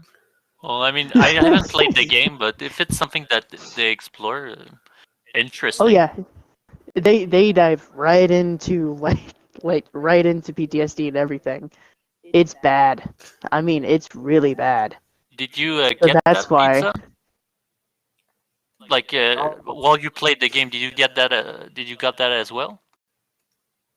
I got the whole PTS thing down for sure. I think that if the writers wanted to convey that better, or at least sorry, to someone like me, I would definitely add to that where you might say, hey, I haven't been around somebody since I was, like sorry, if they dropped the bombshell that Aiden was a hermit who never had really any interaction. I mean, like he mentions how he was a pilgrim, but it's like if you were to say, if you were like just to break down and say, I never talked to anybody in so long, and like making it seem like, oh man, I understand now why he is the way he is. Like that would definitely make that. If you play the side missions, that explains it. But that's the only way you're able to get it explained to, and I hate that. That's the one thing they fucked up. Oh, so yeah, I'm glad you said that then because I never knew that, and yeah, that would have made the game. Sorry, I mean the game's still good, but I would have felt a lot more confident saying, yeah, I get this, and now I feel even more compelled to play the game now because it's like once you drop that bombshell, it understands the writing, and it also helps you understand Aiden and his story a lot more. So yeah, they probably should have done that, and maybe I don't know. Maybe They thought that should have explained everything in the main story, which they touched on it, but they did not explain it. And if there's a little Easter egg that they did, where they say, "Hey, I got a gift. It's a Night Runner, like a random Night Runner. Don't know his name, nothing. He's no name." And you only see him once inside the game, and he says, "Hey, a famous Night Runner wanted me to do this." That Night Runner is Crane, giving Aiden a gift. He wanted to give somebody in the future something that they needed further on.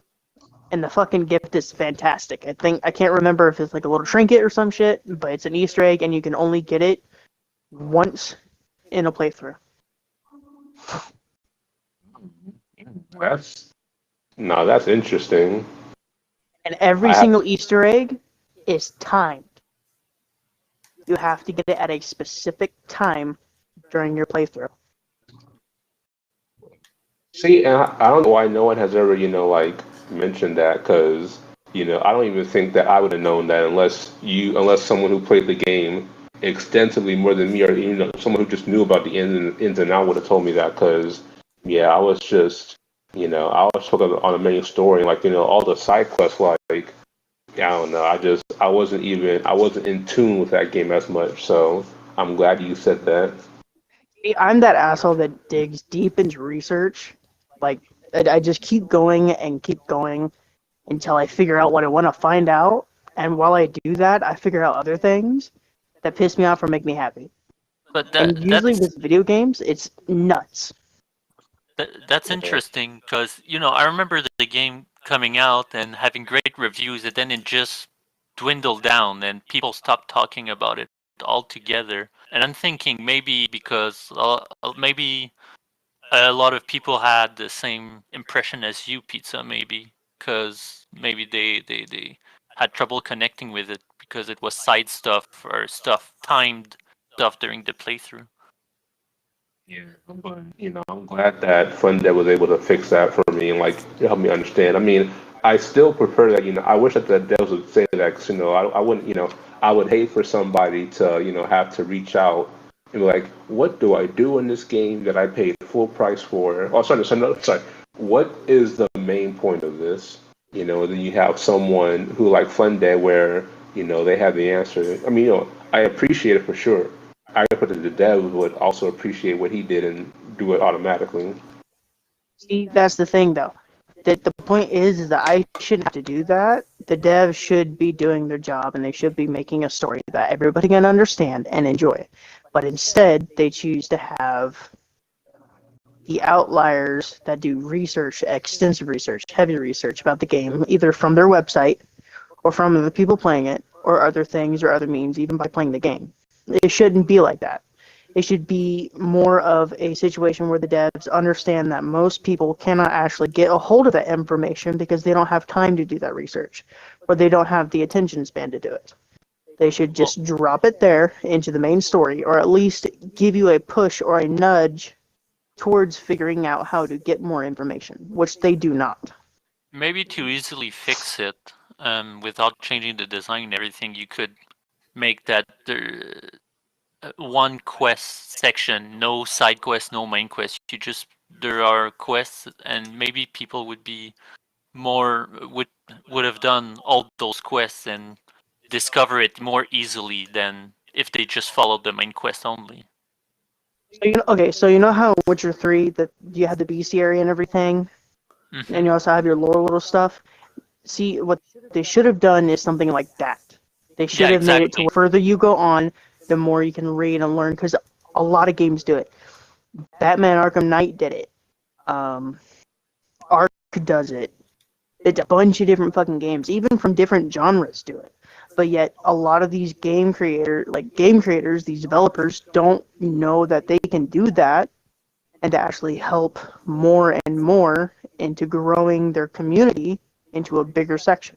I do have to admit that the Dying Light community is massive, even for the first one, because they did a Halloween event for the first one last Halloween, and it was completed in a week. And I think it was like 8 million zombie heads chopped off or something like that, maybe higher. And it was completed in a week. I mean, it's not every day we get a game that is like Dying Light. I mean, because like a lot of people love the parkour and we love just drop kicking zombies. So yeah, we're gonna stick with that game. And yeah, being able to knock out that number in a week, I'm not surprised by it. Oh, sorry, the first time I was. The second time Right? I understood now what to expect. So like, I love the game, but I guess, I didn't really know how big the fan base was until I started seeing, all these posts, like going on Steam, you'll see like 1,000 likes and 1,000 comments for a random post for Dying Light. And so, okay, cool. People they love this game, which is good. Because like now I know I'm not the only one who feels that way. So the thing I can do, I can go on Reddit, right? You can look up Dying let's just say, yeah, Dying Light community, right? It has 289,000 people. And that's not including mods and people that actually have the ability to affect things and approve and disapprove and stuff like that. They have 451 people in this community that can do that. Oh yeah. And plus, you got to include the people who don't even use Reddit or Twitter. I mean, you got millions of consoles and Right? millions out there. So yeah, you definitely have a really big community out there that, yeah, when events drop for the game, they're on it. See, the thing is, with Dying Light, it did not start out a big boom. Because it was during that time where zombie games were being pumped out. There was Dead Rising, Dying Light, a few other Dead Risings, like the arcade one, and then another one that was really bad. Really bad. But it was just being pumped out, just zombies and more zombies, and nobody cared until they played the game. And they're like, "Whoa, this is good." And then they figured out who made it, and the people that made it were also part of the development team of Dead Island. And the reason why they don't just shove that story out there on you is because they're part of Dead Island. Whenever in Dead Island, the first one, they shoved the character story down your throat as soon as you open the game. With trying to choose your character, it gave you their backstory, their age, their strengths, everything.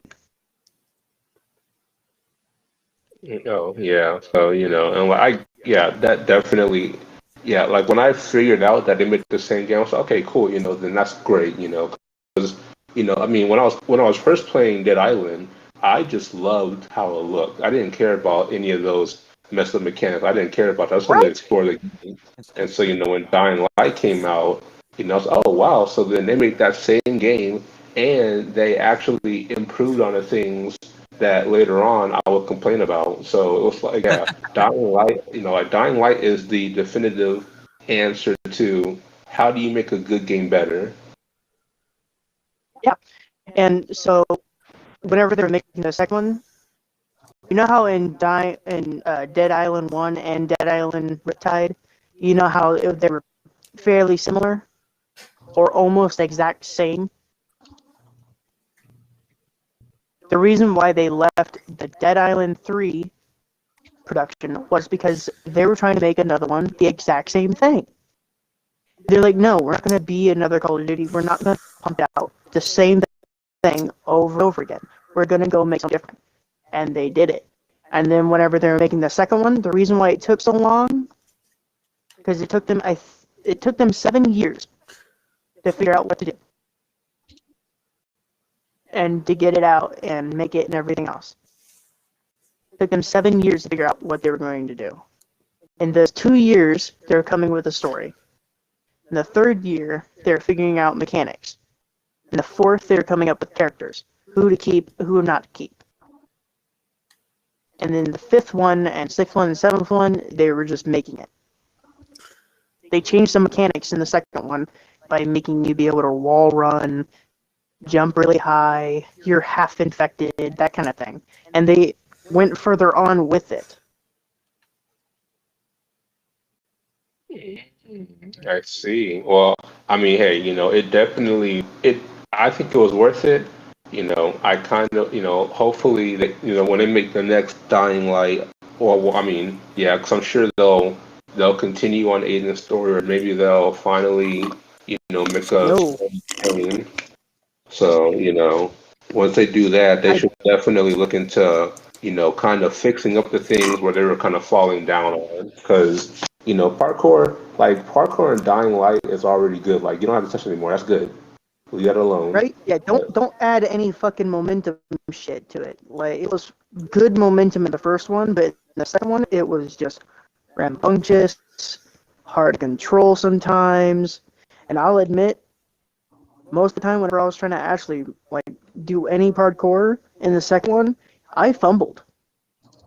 And I played the first one maybe 5-10 times through. Maxed out my player and everything, and I still couldn't control very well.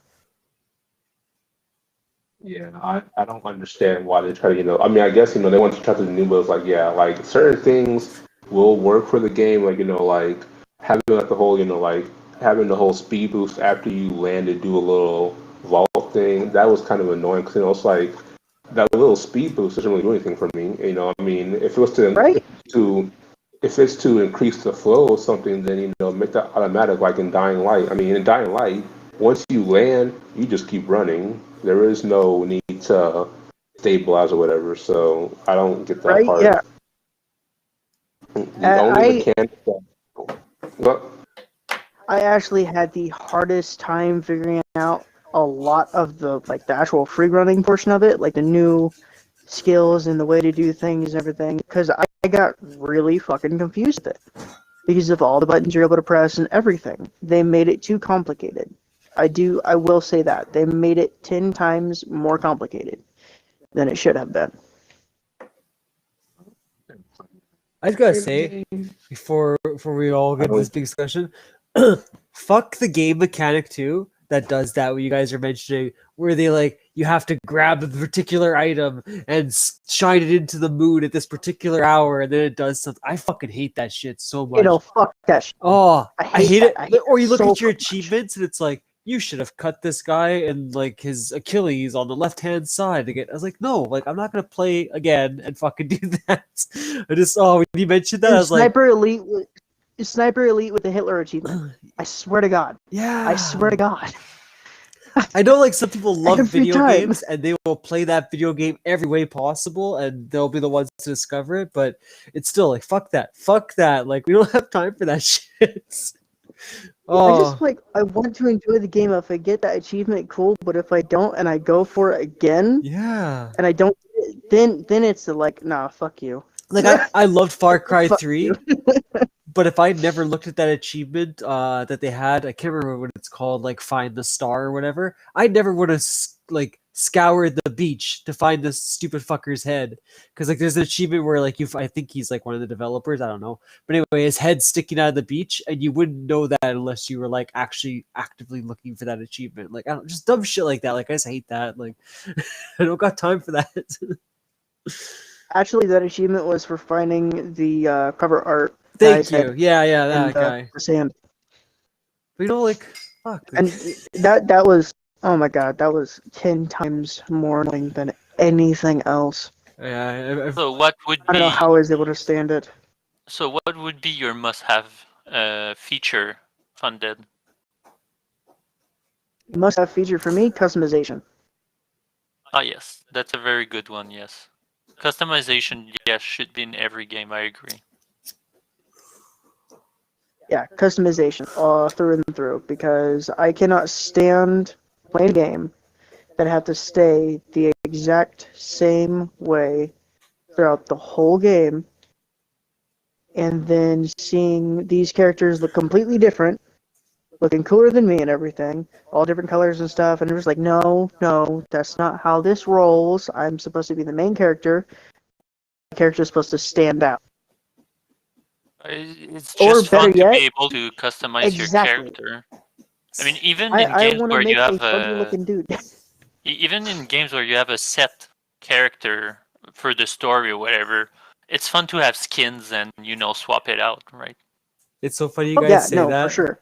I literally never do any of that stuff. I find it to be the most annoying. Really? I hate that interview. Like, I would rather they just make my character and be done with it. Like, anytime I play... Wow, I'm really surprised. Or anytime, like, I get, like, one of those games, you're like, you have to make your character, I usually always give it to my girlfriend, like, here, like, you love this part. It's like, just make me whatever. How about you people? Pizza or... Sleepy. Yeah. I mean, I was talking about the whole character thing, but yeah, I also like customization. I think that that's probably I like having it just because like I want to be able to look good and like look myself. But one thing I do want to outside of like have transmogs, being able to wear a certain outfit and have the same benefits as something else without having to look out of place. Ooh, good point. Yeah. Yeah, because I mean, like when I'm playing a game like the Division, like they have some really good pieces of armor I want to wear, but then it's like the benefits are worse. I'm like, I want to wear like this nice SWAT armor, but I know I want to have the benefits of having increased health or increased headshot damage, but I can't do that. I think the only game I played that had a good transmog system was like World of Warcraft. Plus, customization is so important to me that in those cases, if the armor is worse but looks cooler, I will take that instead of a better statted armor and make my life harder. Honestly, that's I agree with Kat. That's exactly how I would feel. Not definitely. What about the rest of you guys? So, what are some must mechanics that you need in a video game? Well, it's not necessarily a mechanic, it's more a game design, I think.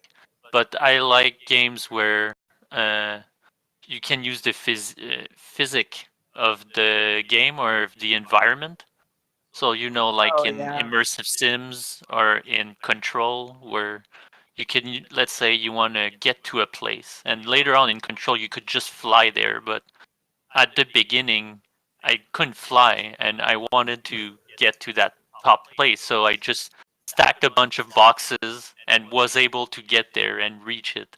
I wasn't supposed to start it out like that, but I did, and I like having these kind of stuff where you can, on your own look at something and go, you know what? Even though I think I'm not supposed to, I'll try it anyways and get it to make it work.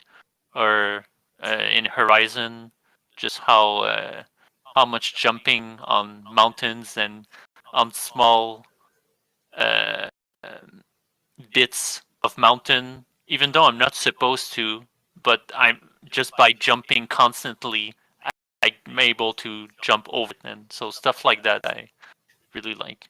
I do that every time in like Skyrim or Oblivion. I love just like jumping to get my way across. Yeah,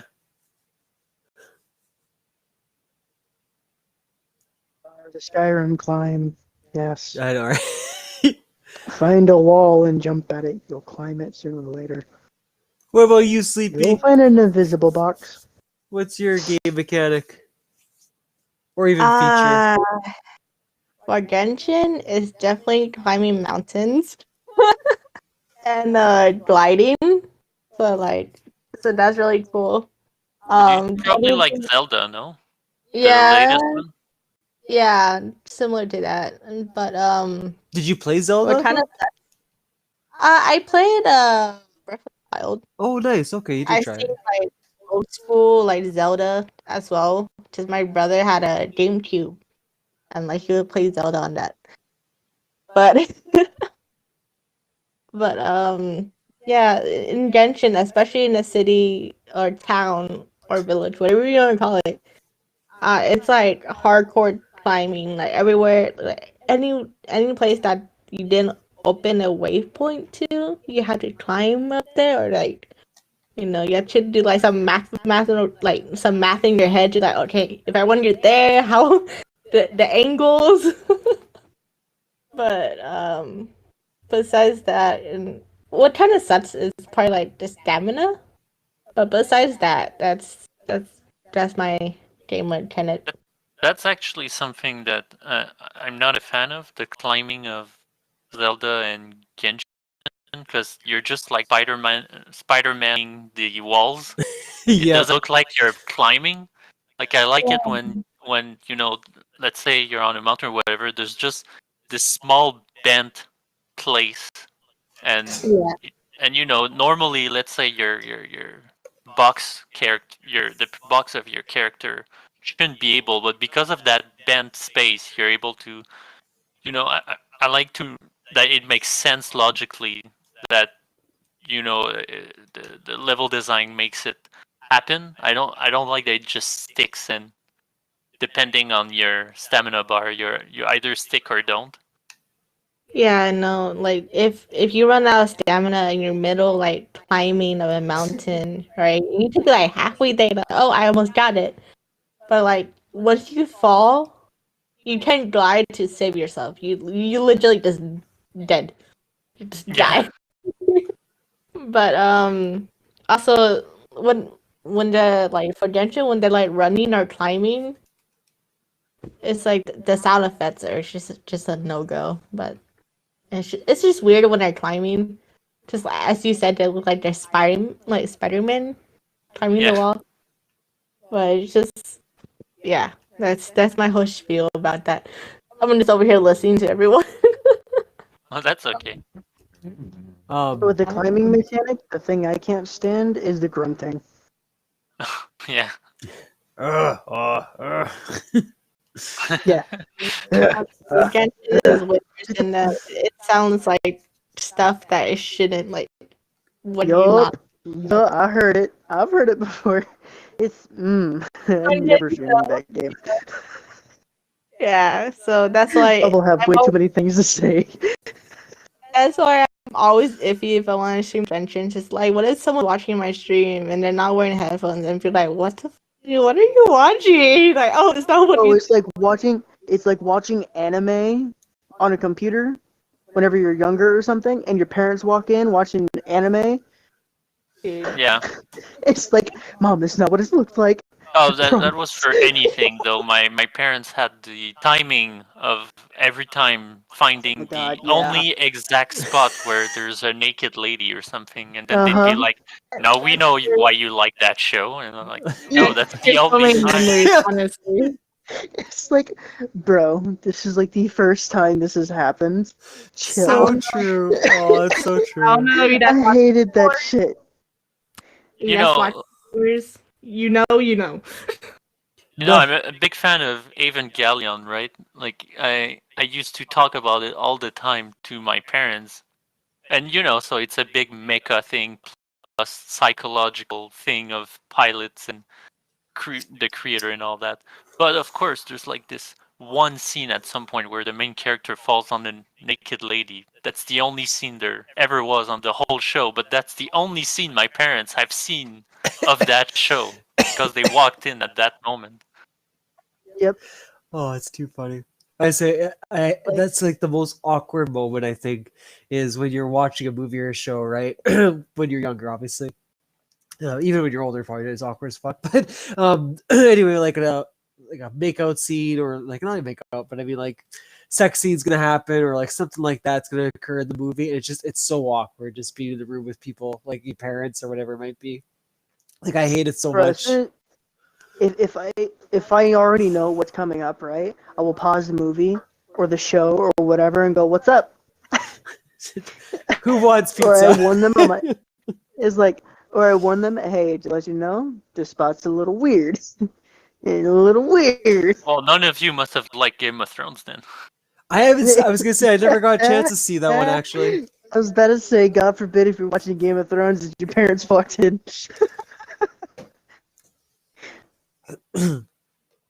Oh god, it'd be so bad. I was gonna ask you guys if you felt the same way. Out of respect for Jimmy, because he brought this up on Halo, but it's actually a good point for this podcast. How do you guys feel about like unlockables kind of not being a thing anymore? Like he was saying, back in the day with older games, like N64 era or beyond that, usually if you beat a level, like James Bond, GoldenEye was a good example, right? As you're beating levels and doing certain things on there, you were getting all these different unlockables like paintball mode and big head mode, whatever the case might be. I agree with them. I kind of miss that mechanic. I wish that was still a thing that happened in games. Just curious if you guys actually are bothered by that or you like the way it is now. Yes. Dead Island, bro. What was it? Yes. Sorry, go ahead, Cat Trooper. I was just gonna say yes, absolutely. I mean, now it's microtransactions. I have to pay for them now. I mean, of course it bothers me. That's true. That's very true. Bro, right? Yeah, I hate that. I hate how like you have to do a microtransaction to unlock anything that you want in the game. That's just a little addition that makes it more fun or just funny. Yeah. I hate that. Like I think it would pair so well with the achievements and trophies and stuff like that. Like it just adds more replay Right? value. So I don't know if you guys remember this game, but Destroy All Humans. Yeah. Yeah. I play it Bro. with my fiance. Yeah. In the olden days, whenever you got the achievements, you'd unlock skins or some shit in one of them. I can't remember which one it is, but you'd unlock skins of like the old, like 80s dancers, like the disco It's the dancers and second stuff like one. that. Yeah, dude, That's cool. they need to bring that shit back. Yeah. It upsets me so much that that kind of stuff doesn't happen anymore. Now it's literally just like a shirt or a little addition to give like your Xbox character. I was actually just gonna say that. That's another one I An miss. avatar. Like I don't That's fucking like that. that's where I get my red skull from. On my little profile pic there, it was from like an Xbox 360 game. I don't know, some kind of zombie game I played. But yeah, I miss like unlocking like the hats and the T-shirts for your avatar. Like I don't know, that was kind of cool. I like that feature. Some of them actually still do that. Okay. Oh, you're good. Go ahead. Go ahead. No, I was like, what is that on his head? I was like, what is that, like a gummy skull? Like that's just like his face peeled off. I didn't even know that was like something else. Yeah, it's a red skull. I can't remember what the game was. It was some kind of like zombie game where you were in a jeep and you were running things over. But if you killed so many, you got the red skull face. And I was like, man, this thing's cool. I'm gonna put it on. Interesting. Yeah, I thought like this little Halloween mask at first. I was like, what is that he's wearing? It got my attention, that's for sure. Yeah, well, like I said, the 360 was really big into that, right? Like a lot of games had that feature where you did something in the game, you unlocked a T-shirt for your avatar or Yeah. something like that. Yeah, it was, I don't know, it was just neat to I mean, have it was that. their selling factor. It really was, right? Like, yeah. Like they came out with like the little Xbox characters, you know, like the little 3D animated characters, Yeah, and that was the selling point for Xbox. I think I liked that one more than I liked the Wii's character. What were they? The Mice? The Bees? Whatever they were? Oh yeah, the weird Wii Mii's or whatever. Yeah, it is. yeah, those things, yeah. Dude, I hated that. I hated that so much, and I made so many characters on it. I made so many. There, what I was gonna ask you guys, how you felt was, what about auto aim? Do you think that should be in more games? No. No. No. Because I I don't can't know. do it in my life. I depend on that shit sometimes, so I'm not gonna lie. I don't know. It's I don't see the point to it because the point of the game is that you aim. Why would you make it automatic? Like What about like the ones that do it where it doesn't, like, how do I say it? When you click like the aim, it like moves you to the character. Would that be okay? Like you no, like I said, I always turn off auto aim. Yeah, okay. Every time. Because there's some where like it literally just stays on the target and you don't even have to move it at all, and then there's some where they do that option too. I have to say, for console maybe playing, I could see it be there because it's much harder to aim than on, let's say, keyboard and mouse on PC. Yeah. But still, I don't know. I guess it's just a matter of it's part of the game of learning that how to do it well, right? That's a good point. Yeah, like there are some games out there that just should not have auto aim. Simply the fact that having auto aim takes away some of the fun. Yeah. Like if you miss your shot, you miss your shot. Period. And sometimes that can end up with really funny things. Because in like, I can't, Metal Gear Solid. You know those like little exclamation points that pop up on the enemy's head? Yeah. I don't know how many times I missed my shot, and every single time it made me laugh because like the little character would get that little exclamation mark. I'm like, oh shit, I fucked up. I think more games should be like that, to be honest.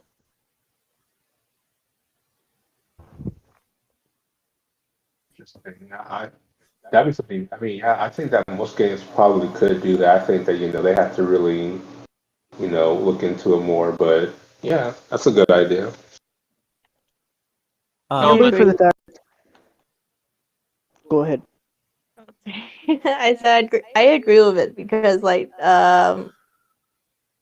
for me, I can't aim to save my life.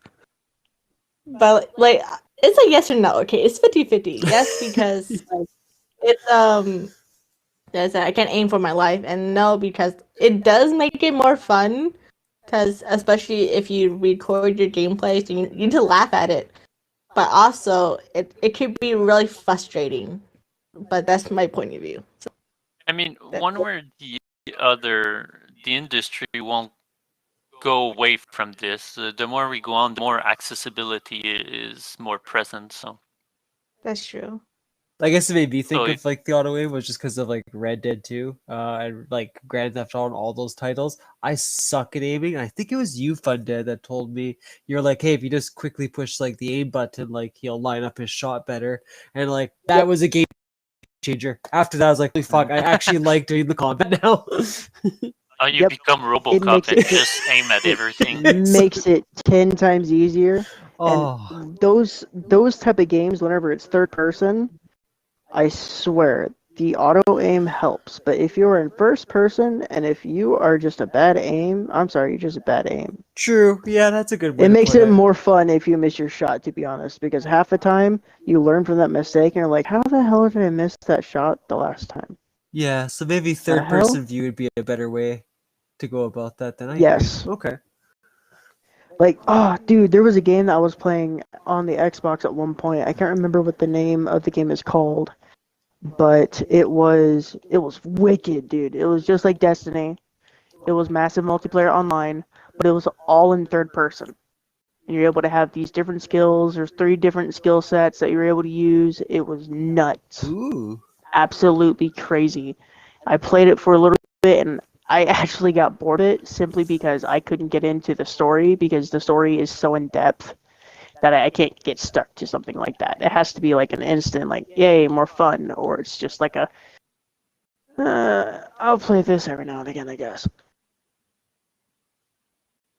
Yeah, okay. If you find out that game title, I'm curious what it is. Because yeah, this is the I, 360 had a lot of I bangers. believe it's on Game Pass. Oh, okay. I believe.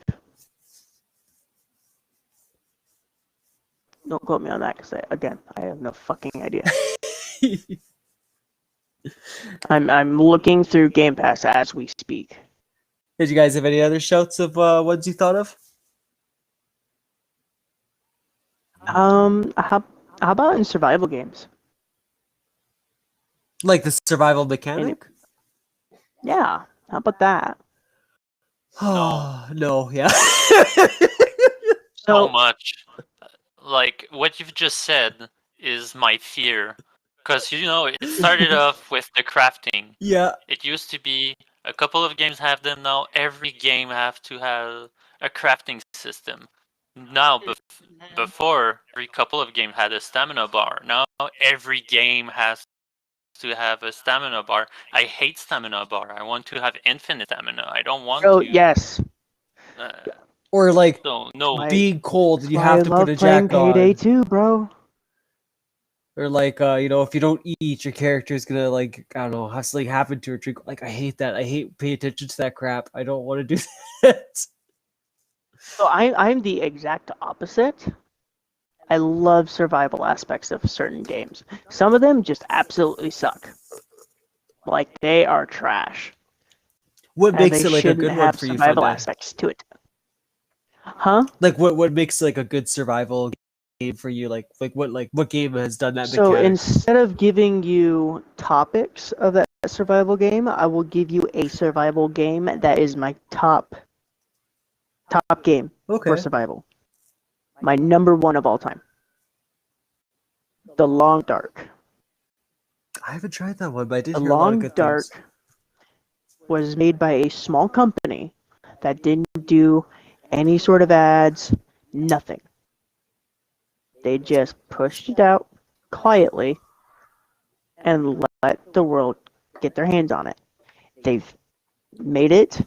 They actually got so much popularity from it that they made a story inside of the game that's actually really good. I mean, really good. Like character talks, walks you through the tutorial on how to make like certain foods, walks through the tutorial about using a gun and everything else.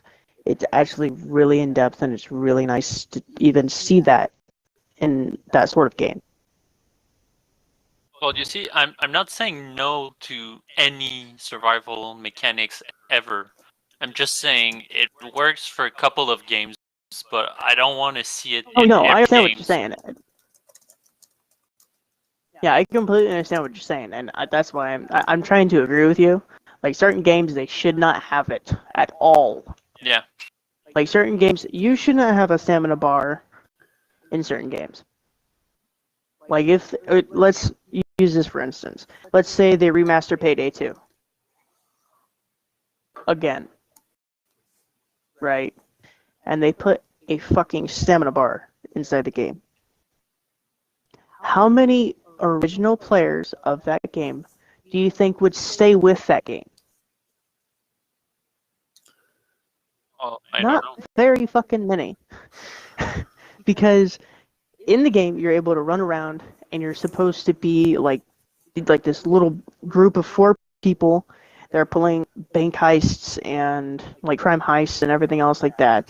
And they want it to be fast paced, they want it to be moving quick. But see, if they add a stamina bar that takes away the aspect of it, it takes away the fun of running around, being a nuisance and everything else like that.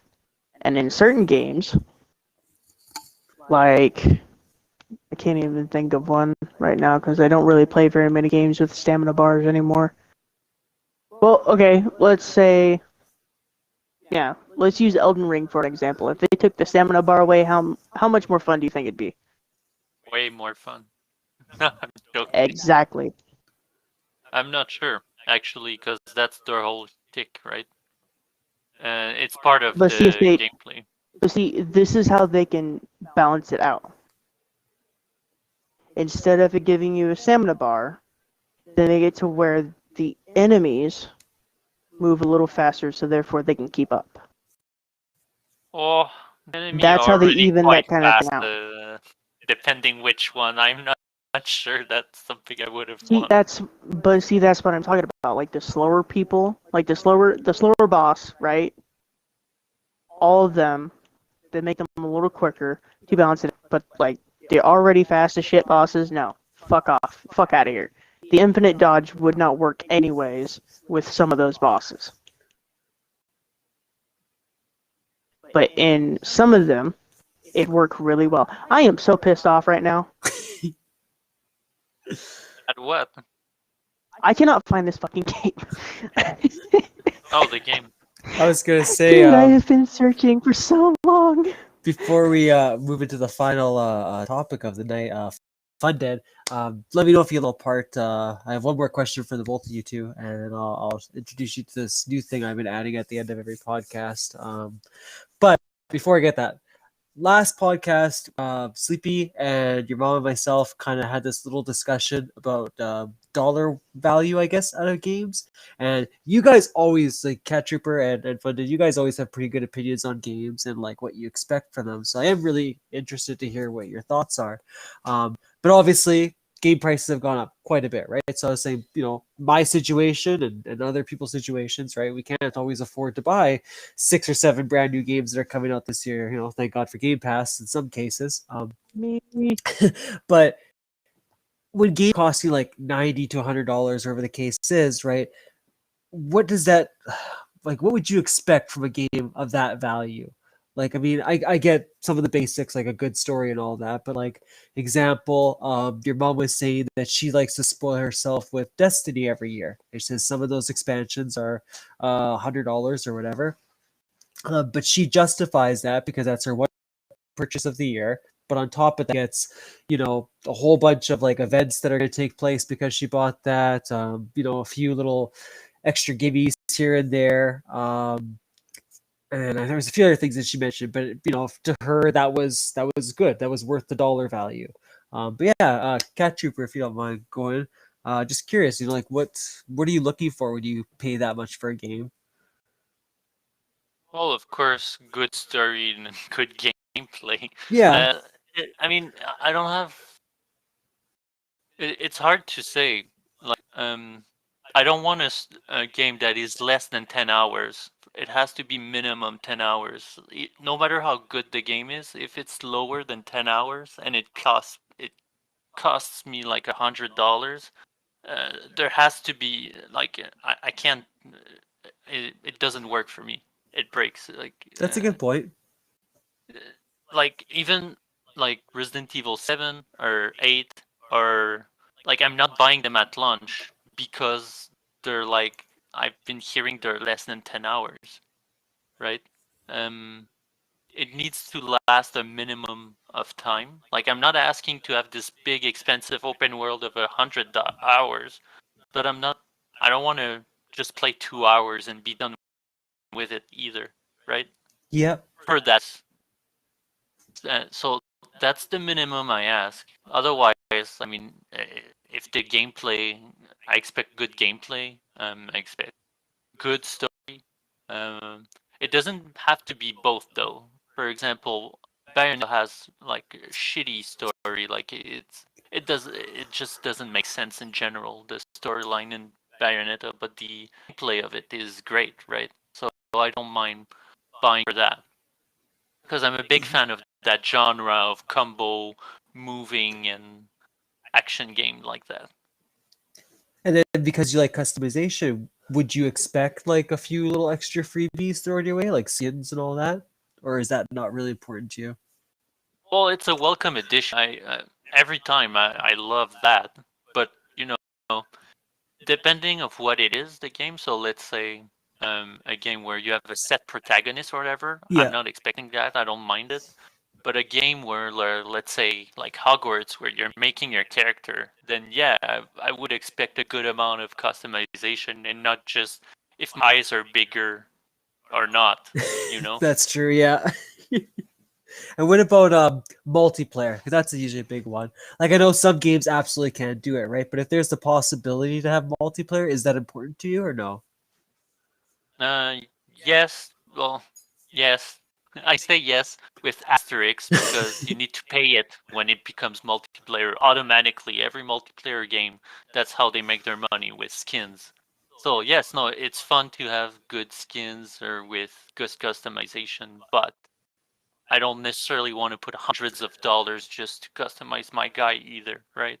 True. Unless I've been putting many, many hours. Like there's only one game where I've done that, and that's Smite, where I've Oh, played okay. so many hours and it's free, so I was like, might as well throw them a bit of money with the amount of hours I've played of that game. So, but otherwise, like if because I'm not the kind of guy that will hang on, will get into super for a long time multiplayer games. I often play like a couple of hours, or max like 30 hours, and then I stop. But if I like reach 100 hours and more, then I might think of maybe buying some skins. But it's rare. It's really rare. Yeah. The only games where I've played so long multiplayer was Smite and Rainbow Six Siege. I mean that's So exactly how I felt when I played Gems of War because I put in so many hours. I was like, well, I might as well give something to the game, people. I mean, and currently Marauders actually, like I'm up to 60 hours and not stopping anytime soon. So nice. I always wanted to get into Smite, but I don't know. I have to, I guess, really start to pay attention. I usually go in there and screw around. I'm like, okay, I had my fill of this. well, it depends. I find it depends of the game modes. There are two game modes in particular I like. I like Assault, which they give you a random god, Okay, and yeah. then you have to survive, and you can't buy items until you die. And you have Arena, where it's just an arena and you fight. And the minions are important, but it's not like you're surveilling lanes and stuff. Yeah, I So think that's the one I played, Arena. I prefer those than the classic MOBA thing. And then what about you, Fundead? What justifies that price tag for you? Alright, so I'm a bit of an asshole about this kind of stuff because I'm sorry, but if you're charging $99 for a game, you best damn well make sure that there are no bugs in the bitch, that it is completely released, there are no DLCs released with that motherfucker that I have to pay for. It is all together, and you gotta make damn well sure that it is good too. I mean, top of the fucking line. I'm sorry, but if there was a game out there that costs $99 that is perfect, nothing, like it's not going to be down for so many hours to do like an update, or it's not going to have like massive updates later on down the line to fix the little things that they should have fixed and should have caught way before and they knew about. It has to be fucking done right See, the very first time for that massive fucking price tag. that's true. Like I feel like how is this? I could wait for a game. Like when games get like rushed out, Exactly. like I don't understand now. It's like I'd rather wait. Like I know it's annoying, I know it sucks and all that shit, but fuck, how many extra games do we have in our backlogs? You know what I mean? We could wait a little bit Right? for that new game. Right? It's like, bro, I got I semi agree on the bug thing because working as QA, I see every little details, right? Yeah. So there's no are bug free. It's impossible. It will always have bugs. But of course, the minimum would be not have a Cyberpunk launch or a Fallout 3 PC launch where the game was crashing on launch Yeah. on release day, right? So of course exactly. that type of thing is unacceptable, of course. But you can't expect a game to be, bug free in general. But Yeah. It has to be it has to be working. damn near. Yes, it has to be at least functional. Yeah, Not to the point where it's just like barely working, but it has to actually fucking work. yeah. Yeah, I can't remember what it was, but I know like Luigi's Mansion, right? Like I'm thinking like game-breaking bugs, like where you can't go through a door, but you have to go through that door. Like I hate crap like that. It kills me. Yeah, well, Halo Infinite, people have been, lost their saves for the campaign. Oh, That's unacceptable. yeah, that's bad. Wow. Like it just decided out of nowhere. Yeah, corrupted save. Okay, Fuck so you, it's like goodbye. it's like nothing they were doing when they were playing. It just happens. Yeah, playing, it crashed, reboot, your save is corrupted, it's dead. Wow.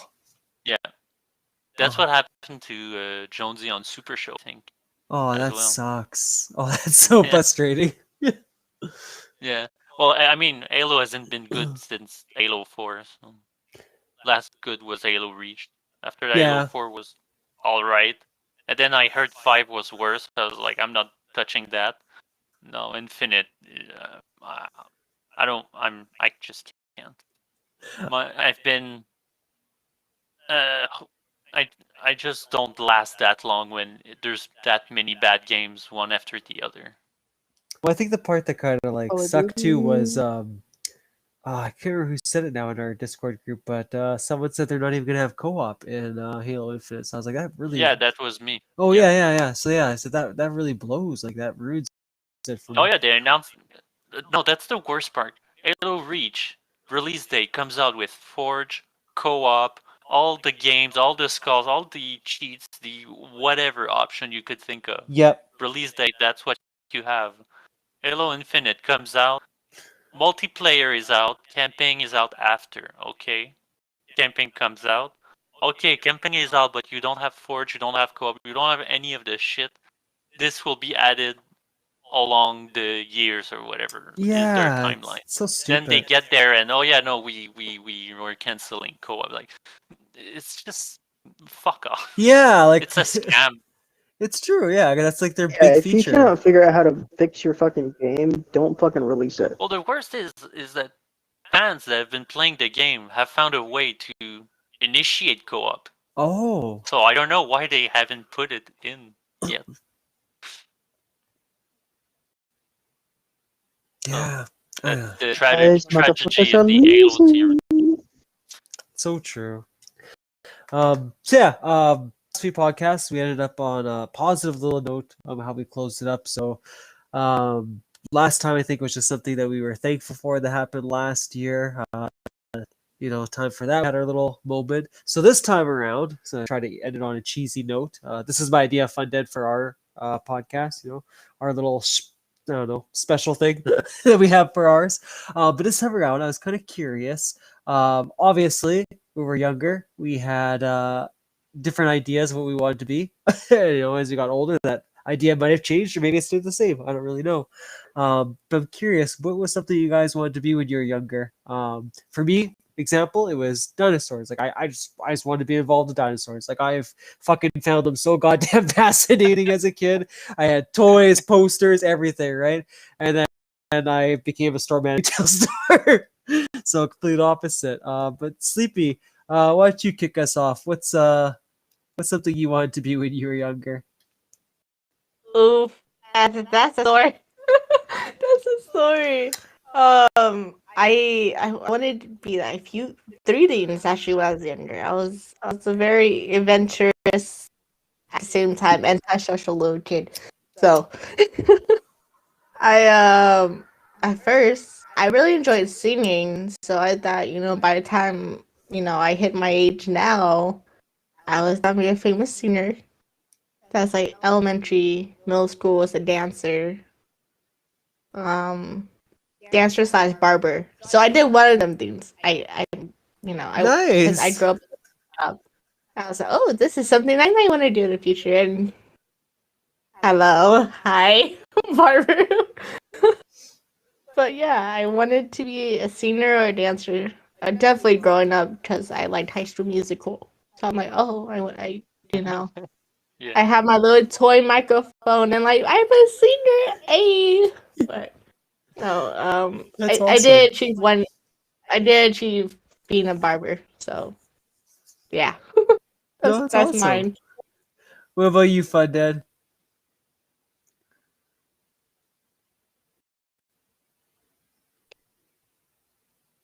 Oh, so many things.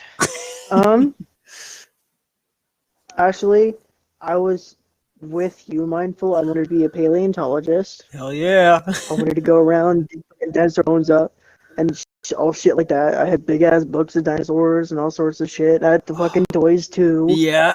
And then I grew the fuck out of them. I was like, man, dinosaurs aren't really that thing anymore. But hey, tattooing, that's a different story. So I wanted to be a Nice. tattoo artist, and my mother kind of crushed that idea because she said that I wasn't gonna be good enough with my art, so I just kind of gave up. But then I was like, you know what? I like talking to people. I'm gonna be an influencer, and no, here we are. Hell yeah. What would I guess like There's still more things I want to do. yeah? What else? And then What else would you want to be? that's Oh, bro, I still want to go into tattooing a little bit. It's like a little spark, simply because I have 3 of them myself. My very first one was probably the second worst spot that you could get a tattoo Ooh. ever, and that the first spot is the foot. Specifically because the foot skin is so thin and so sensitive that it vibrates on the bone. That's Okay. why it hurts so bad on the foot. And the second place is my chest. Oh. I have it square pectoral muscle, riding my ribs. Aye. That's a Cheyenne did recently. She got one on her ribs. And man, that shit hurts. Oh, it feels like somebody's breaking your ribs just with like a little ball peen hammer. Just, Oh, that's terrible. it fucking burns, man. It fucking burns. Afterwards, it feels fantastic because you're like, fuck yeah, look at that. But during the whole situation, you're sitting there like, oh, this was a bad idea. But my second one is on my arm, and my third one is on my forearm. And my next one is going to be on my back. Ooh. And I actually already have an artist picked out. I already have the design already made inside my head. It's already good to go. I just got to get it done. Oh, it's nice. So it's pretty cool. And there's tattoo artists I've known since I was like small, because my mother goes to him for all of her tattoos. She refuses to go to anybody else for her tattoos, ever. Oh, okay, so your mom does And have I know tattoos. him on a. Oh yeah, no, she has a full-on sleeve. Oh, okay. I'm not allowed to get. So she. Sorry, Sleepy, what? I'm not allowed to get a tattoo. I cry. To what? My mom said she would What? kill me. I'm 23, Mom. Please. Oh, then you can decide on your own if you want it or not. My mom is a short, little, scary Asian woman. I am Right. not fighting. Man, yeah, I don't know about that. Like there are some mamas out there that you don't poke that bear. My mom is a 5'1", And- short, little Asian woman. No, thank you. I'm not trying to fight that. I'm good. Mhm. Your choices Yeah, in the end, yeah, but at nah. some point we all make our own choices, right? That's true. But I was never a child to like disobey her. Even at 23, when she asked me like, "Where you going? Who you with?" At 23, I still asked her, "Mom, can I go out?" Like, Right? Yeah, no. it's just a habit.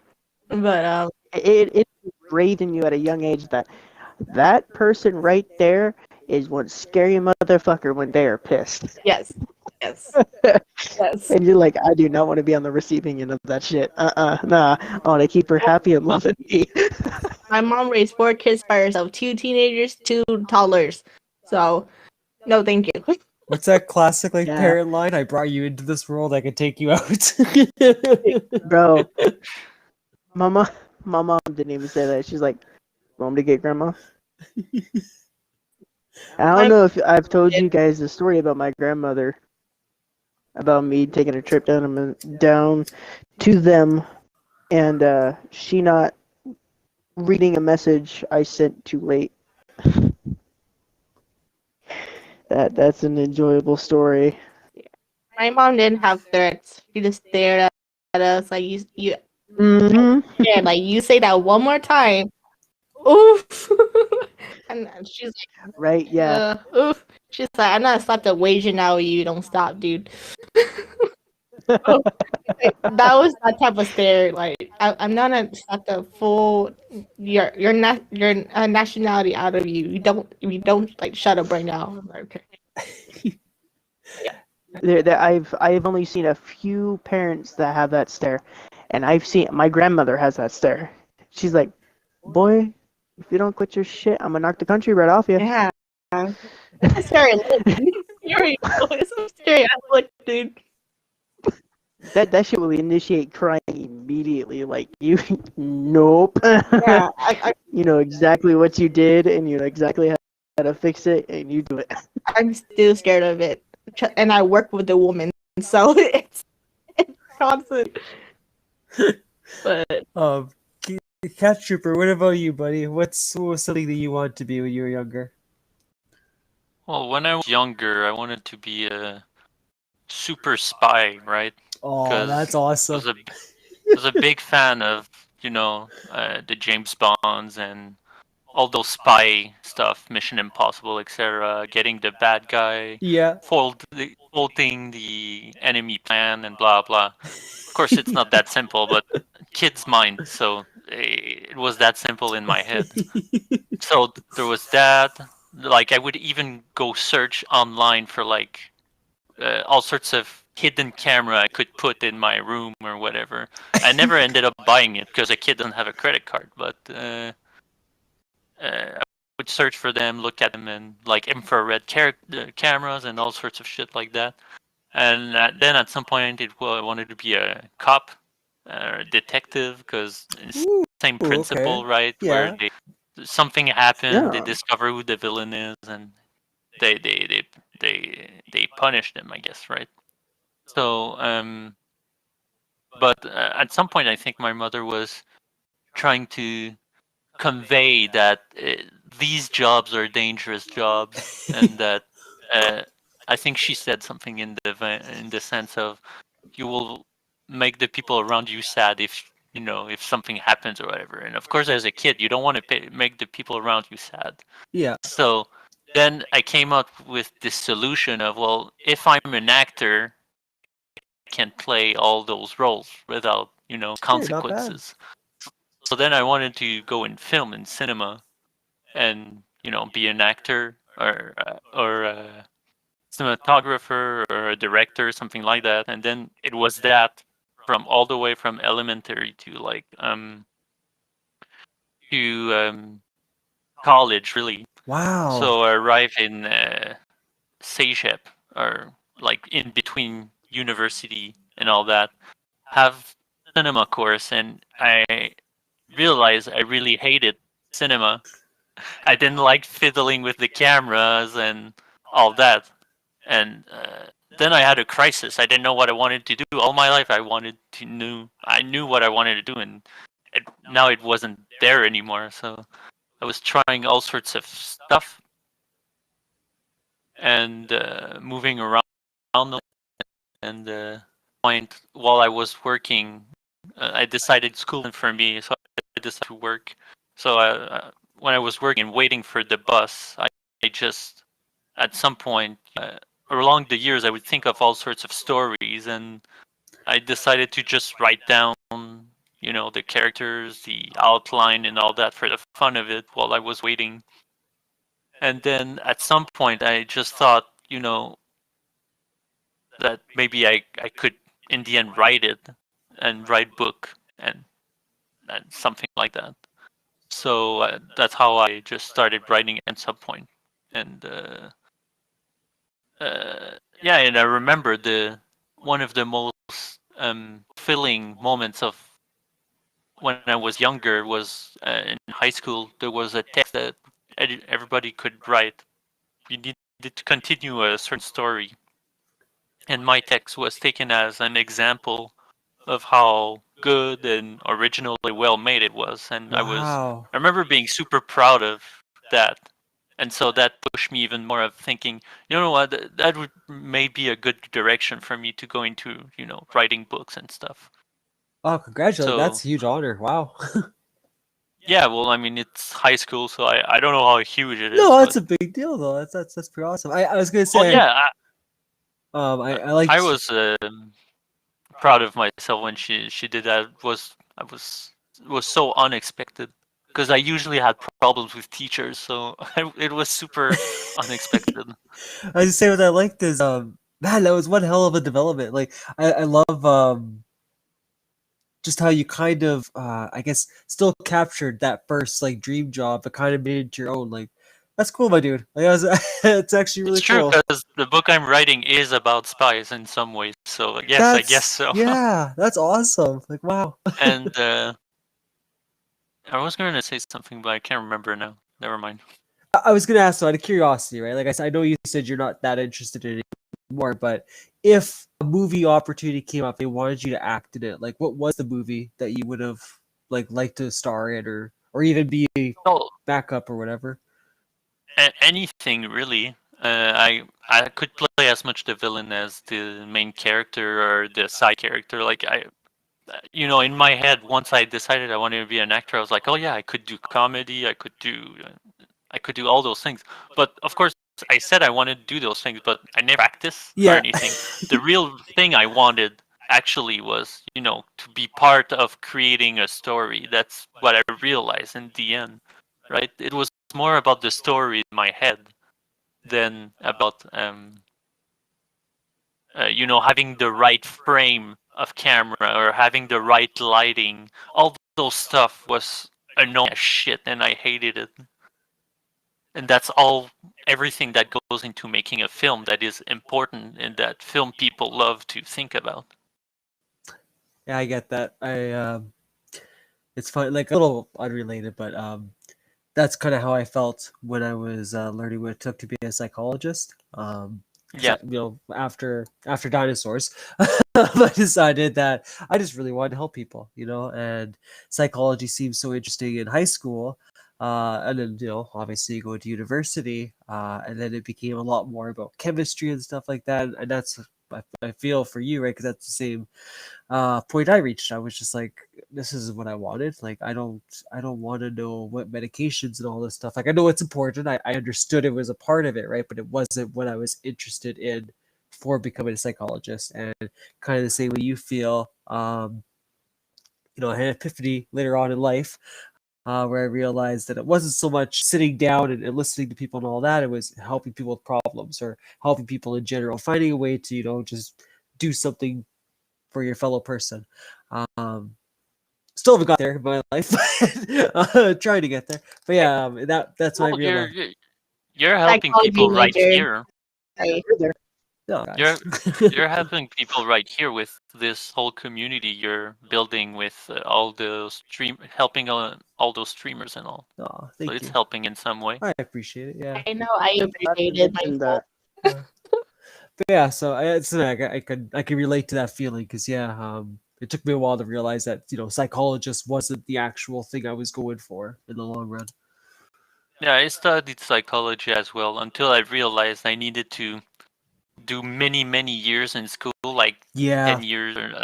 That's like I could barely do 1 year, so like I'll never get there, no matter how good or how interesting it is. So like, yeah. never mind. I don't like school was just really not for me. Like I had trouble with it big time. Oh, I feel you. Like my first day in that psychology class, I'll never forget because the guy literally like looked out at all of us and he's like, there's 300 of you, only 20 of you are gonna make it to the next level. It's like, oh, really? That's it's really motivating. You know, they ain't wrong because I'm a college student. I'm a psychology major currently. You're one of the 20. Woo! I feel it. I feel attacked. I'm just kidding. So yeah, no, it's nuts, dude. It's like the highest. If you want to work in hospitals, you have to get a PhD. If you want to work like clinical and research, there's so many steps with psychology. But at least I think along you have your limit is your master's. But if you want to make more money than that, you gotta do your PhD. But yeah, don't mind me. Well, listen, like I said, I can barely do one session. Like, not session, I mean one trimester. Like, and you want me to do 3 to 4 years and more? Like, Yeah. it will never happen. So true. I'm barely surviving with school this semester. I don't doubt it. For like honestly, there's school is so they ask so much of you, so much Yeah. more than any job will ever ask you. So true. Yeah. Yep. I have like 15 assignments that's due like Friday and Saturday. So Yeah. I'm suffering here. Most definitely, but How much time is left for your education? I'm in community college, so I'm taking my prereqs and my general ed. My first 2 year college at community college, I was a normal college student, but I was in a barber program as well. Oh, I So see. I had a lot on my plate at the age of 18. Yeah. Oh, yeah. But I now know. but now 5 years into my barber job, and now to like focus on college a bit, and then also focus on taking over my mom's business and now streaming. So So very it's a lot. occupied. Yeah. I do want to say something that I've recognized throughout this whole thing. A lot of us start out as soon as we turn 18, we all have like a shit ton of things on our plate that we did not realize that we actually had, and we made it through. It's true. And if we just sit here a moment and actually think about it, we're like, damn, we were kind of little badasses. No, I We didn't had a get lot of through. I abandoned it. I prefer to do other stuff. So. My life ended Hard. as soon as I turned 18 because I started a factory job. So Adulting is I hard. I immediately, as soon as I turned actually as soon as I got out of high school, which I was still 17 when I got out of high school, I got a job at a factory making things for the military. I was making wiring harnesses for the state's Hellfire missiles and stuff like that. I'll give you guys a funny story. I got my first job when I was Sweet. 8 doing flyers. And the whole reason why I got it is like felt bad for my mom, right? Like single mom, right? So just hard to do stuff. But the funny part of all of it that we laugh about now is when I got paid, right? I got checks, cash to check, right? You get change and bills, right? So I used to put the change in a bill inside an envelope. And, kid, you don't really know what the government actually puts on envelopes. I used to put like, from the government and it'd be like, we made a mistake on one of your bills and here's your refund. And I'd put it in the mailbox and like try and surprise my mom. And like, every time she do, right? Because obviously she looks at this fucking kid written letter and envelopes all like goofballish. But yeah, just I don't know, dumb shit like that. I remember as a kid. It's just That's awesome. That's so I think good. that's cute. That's really nice. the best part is I try to lie my way Be out of mindful, it. It's because she would like question me. She'd be like, "Government doesn't give change. Like, there's no way they would give you just straight up cash and change." And I'd be like, "Well, it wasn't for me, so I don't know what you're talking about." Sorry, Fundead. What you say, buddy? See, mindful, you've always been a helpful person. You've always had that dream. Yeah, yo. Yeah. Thanks, guys. Mindful helped me meet some amazing new people and amazing new communities. So I'm grateful. Oh, you guys are welcome. Like I said, it's fun doing this with you guys. I love it. I love it very much. Fundead, though, I always give you the last little moment here. Is there anything you wanted to add, or next week, or do you want to do 7:30, or are you okay with doing 7 still for Tuesdays?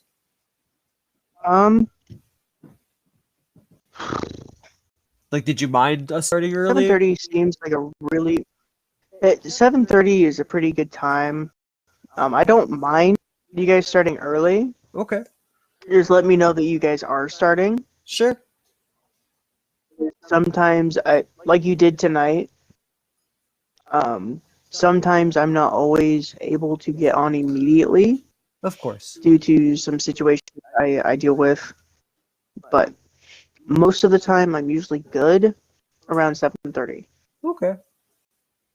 So yeah, if we have a few people, we'll just do like a catch up, and then, like I said, by the time you hopped on, it was already your turn, pretty much, for the catch up. It worked out really good.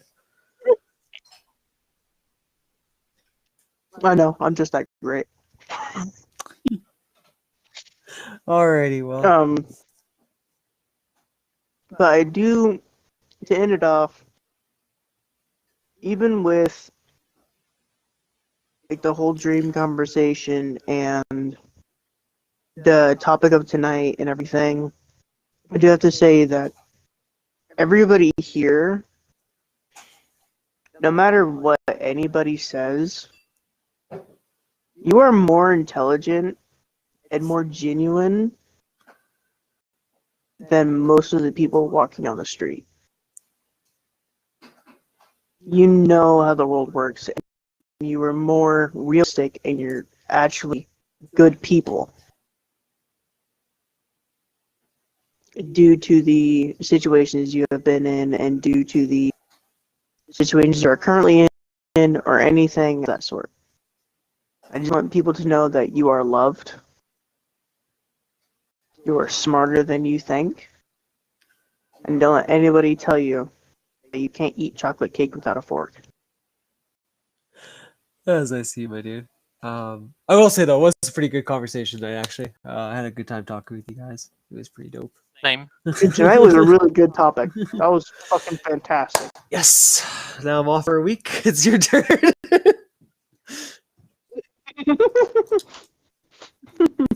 Oh yeah. Damn, now I gotta think about a topic. Fuck. I mean, the floor is always open to you You had to guys. put me on the spot, son of a bitch. No, if anyone ever does have one, they're like, I just want to hear your opinions on this. Always feel free to shout them out. I'm pretty sure at one point Fundead and I will be Googling questions that we need to ask anyway. So extra ones will always help. But yeah, hope you guys have a beautiful night. Thank you all. Sorry, Fundead, go ahead. I think I'm gonna start branching out like I've been planning on doing. So I think the next week topic is if you were able to have like any food made for you daily, what food would it be? Z-Chick. Tacos!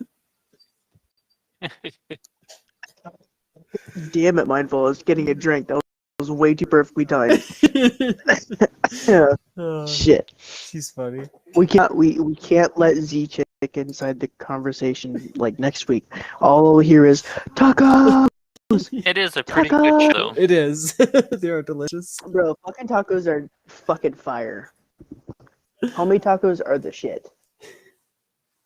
All right, guys. Well, you have a beautiful evening. Again, thank you guys so much for stopping in and doing this with me. I really appreciate it. And like I always say, right, you don't have to do it more. I mean, you can do it more than once. Join as many times as you wish. Yeah, just thank you guys. I was like, I can't think of a better word. Thank you, Mindful. Much appreciated. Thanks. All right, bye, guys. Yeah, Mindful. Thank you.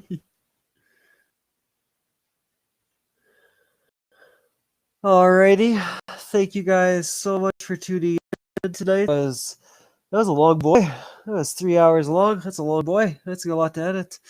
But yeah, it's time to have some supper. Watch The Good Place. I will see you all tomorrow on YouTube if you stop by. If not, then I'll see you on Thursday. Bye. Have a beautiful night.